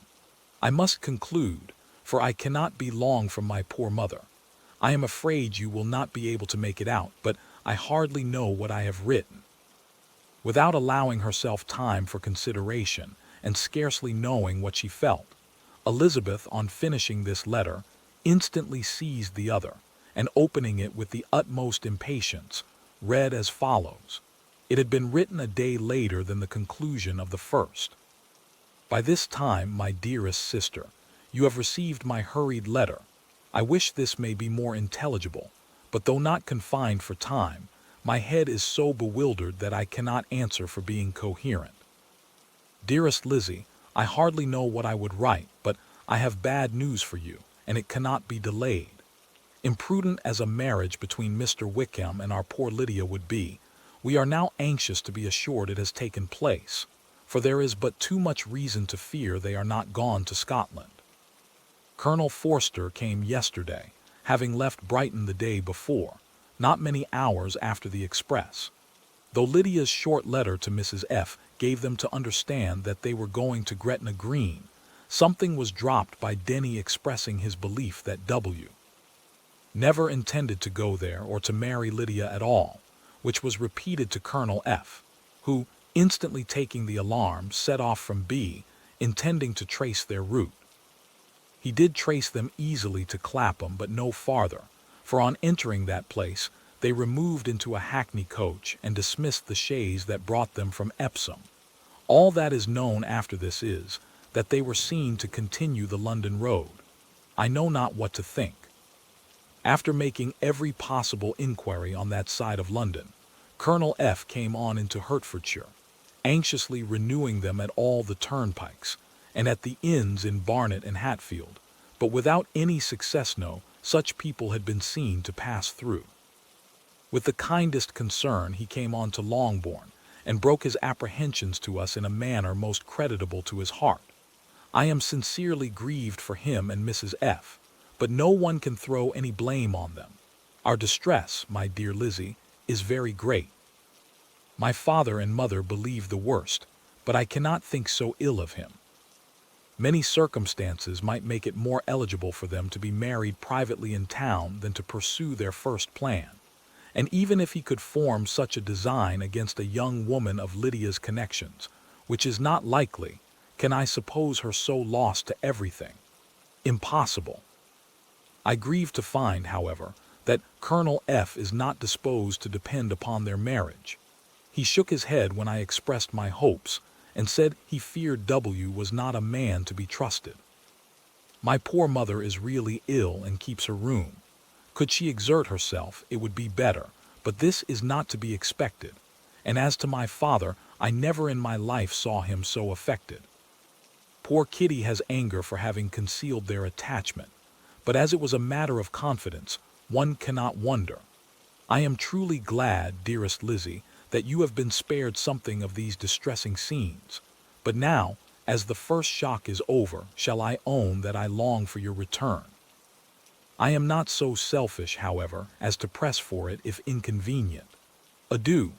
I take up my pen again to do what I have just told you I would not, but circumstances are such that I cannot help earnestly begging you all to come here as soon as possible. I know my dear uncle and aunt so well that I am not afraid of requesting it, though I have still something more to ask of the former. My father is going to London with Colonel Forster instantly to try to discover her. What he means to do, I am sure I know not, but his excessive distress will not allow him to pursue any measure in the best and safest way, and Colonel Forster is obliged to be at Brighton again tomorrow evening. In such an exigence, my uncle's advice and assistance would be everything in the world. He will immediately comprehend what I must feel, and I rely upon his goodness. Oh, where is my uncle? Cried Elizabeth, darting from her seat as she finished the letter, in eagerness to follow him, without losing a moment of the time so precious. But as she reached the door, it was opened by a servant, and Mr. Darcy appeared. Her pale face and impetuous manner made him start, and before he could recover himself enough to speak, she, in whose mind every idea was superseded by Lydia's situation, hastily exclaimed, "I beg your pardon, but I must leave you. I must find Mr. Gardiner this moment on business that cannot be delayed. I have not an instant to lose. Good God!" "What is the matter?" cried he with more feeling than politeness. Then recollecting himself, "I will not detain you a minute, but let me or let the servant go after Mr. and Mrs. Gardiner. You are not well enough. You cannot go yourself." Elizabeth hesitated, but her knees trembled under her, and she felt how little would be gained by her attempting to pursue them. Calling back the servant, therefore, she commissioned him, though in so breathless an accent as made her almost unintelligible, to fetch his master and mistress home instantly. On his quitting the room, she sat down, unable to support herself and looking so miserably ill that it was impossible for Darcy to leave her, or to refrain from saying, in a tone of gentleness and commiseration, "Let me call your maid. Is there nothing you could take to give you present relief? A glass of wine, shall I get you one? You are very ill." "No, I thank you," she replied, endeavoring to recover herself. "There is nothing the matter with me. I am quite well. I am only distressed by some dreadful news which I have just received from Longbourn." She burst into tears as she alluded to it, and for a few minutes could not speak another word. Darcy, in wretched suspense, could only say something indistinctly of his concern, and observe her in compassionate silence. At length she spoke again. "I have just had a letter from Jane with such dreadful news. It cannot be concealed from anyone. My youngest sister has left all her friends, has eloped, has thrown herself into the power of Mr. Wickham.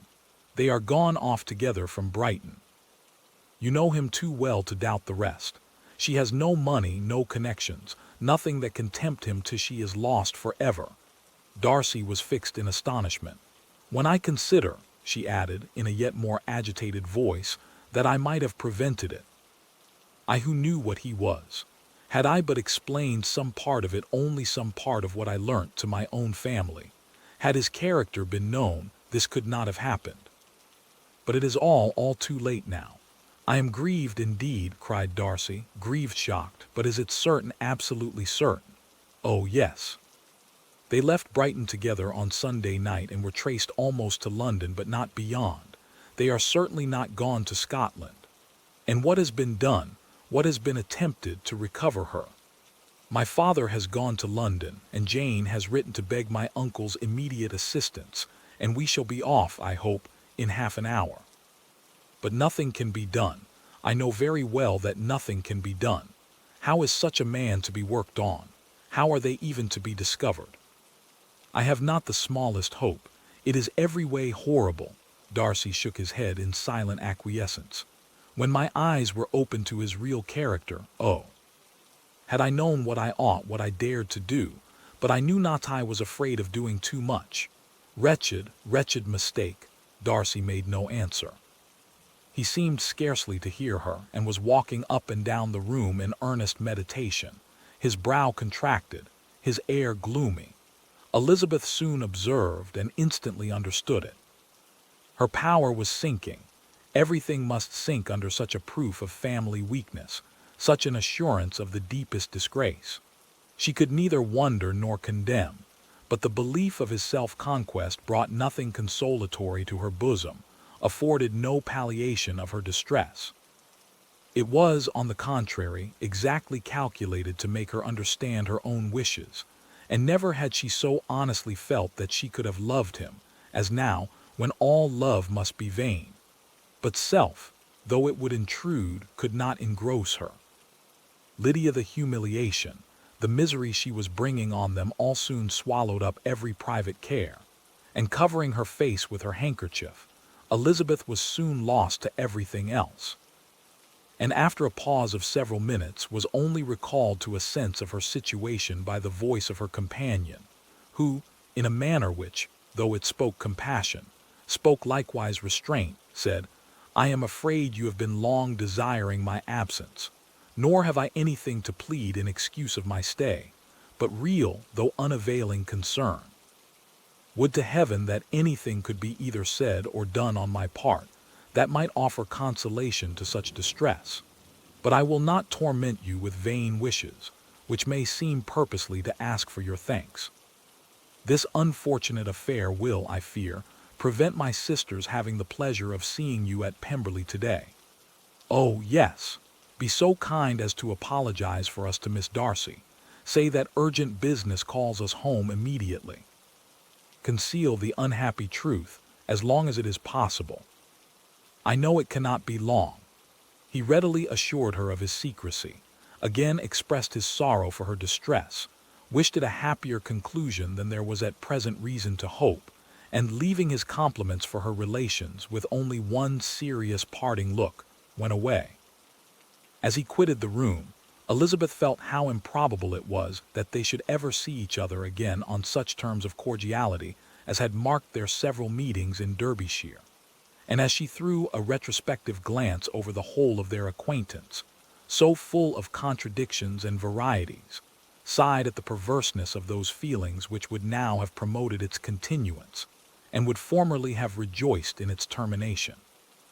If gratitude and esteem are good foundations of affection, Elizabeth's change of sentiment will be neither improbable nor faulty. But if otherwise, if the regard springing from such sources is unreasonable or unnatural, in comparison of what is so often described as arising on a first interview with its object, and even before two words have been exchanged, nothing can be said in her defense, except that she had given somewhat of a trial to the latter method, in her partiality for Wickham, and that its ill success might perhaps authorize her to seek the other less interesting mode of attachment. Be that as it may, she saw him go with regret, and in this early example of what Lydia's infamy must produce, found additional anguish as she reflected on that wretched business. Never since reading Jane's second letter had she entertained a hope of Wickham's meaning to marry her. No one but Jane, she thought, could flatter herself with such an expectation. Surprise was the least of all her feelings on this development. While the contents of the first letter remained on her mind, she was all surprise, all astonishment, that Wickham should marry a girl whom it was impossible he could marry for money, and how Lydia could ever have attached him had appeared incomprehensible. But now it was all too natural. For such an attachment as this, she might have sufficient charms, and though she did not suppose Lydia to be deliberately engaging in an elopement, without the intention of marriage, she had no difficulty in believing that neither her virtue nor her understanding would preserve her from falling an easy prey.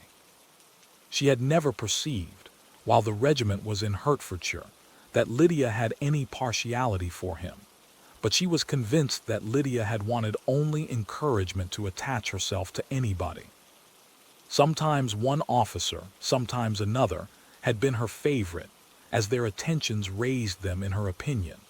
Her affections had been continually fluctuating, but never without an object, the mischief of neglect and mistaken indulgence towards such a girl. How acutely did she now feel it? She was wild to be at home, to hear, to see, to be upon the spot, to share with Jane in the cares that must now fall wholly upon her, in a family so deranged, a father absent, a mother incapable of exertion, and requiring constant attendance. And though almost persuaded that nothing could be done for Lydia, her uncle's interference seemed of the utmost importance, and till he entered the room the misery of her impatience was severe. Mr. and Mrs. Gardiner had hurried back in alarm, supposing, by the servant's account, that their niece was taken suddenly ill, but satisfying them instantly on that head, she eagerly communicated the cause of their summons, reading the 2 letters aloud, and dwelling on the postscript of the last with trembling energy. Though Lydia had never been a favorite with them, Mr. and Mrs. Gardiner could not but be deeply affected. Not Lydia only, but all were concerned in it, and after the first exclamations of surprise and horror, Mr. Gardiner readily promised every assistance in his power. Elizabeth, though expecting no less, thanked him with tears of gratitude, and all 3 being actuated by one spirit, everything relating to their journey was speedily settled. They were to be off as soon as possible. "But what is to be done about Pemberley?" cried Mrs. Gardiner. "John told us Mr. Darcy was here when you sent for us, was it so?" "Yes, and I told him we should not be able to keep our engagement. That is all settled." "What is all settled?" repeated the other, as she ran into her room to prepare. "And are they upon such terms as for her to disclose the real truth? Oh, that I knew how it was!" But wishes were vain, or, at best, could serve only to amuse her in the hurry and confusion of the following hour. Had Elizabeth been at leisure to be idle, she would have remained certain that all employment was impossible to one so wretched as herself. But she had her share of business as well as her aunt, and amongst the rest there were notes to be written to all their friends at Lambton, with false excuses for their sudden departure. An hour, however, saw the whole completed, and Mr. Gardiner, meanwhile, having settled his account at the inn, nothing remained to be done but to go, and Elizabeth, after all the misery of the morning, found herself, in a shorter space of time than she could have supposed, seated in the carriage, and on the road to Longbourn. Will pride blind the heart, or will prejudice yield to truth? Can love triumph over society's gilded cage? Discover the answers in next week's chapter. Join us Saturday on Raining Book. Subscribe and tap the bell to follow every sparkling twist of wit and yearning. Tell us below, whose fate grips you most? The sharp-tongued heroine's defiance, the brooding suitor's guarded heart, or the quiet battles waged behind drawing-room smiles? Every like, comment, or share fuels our mission to weave tales as sharp and tender as Austen's own pen. Until then, keep your candle lit for clandestine letters and ballroom revelations. Happy listening.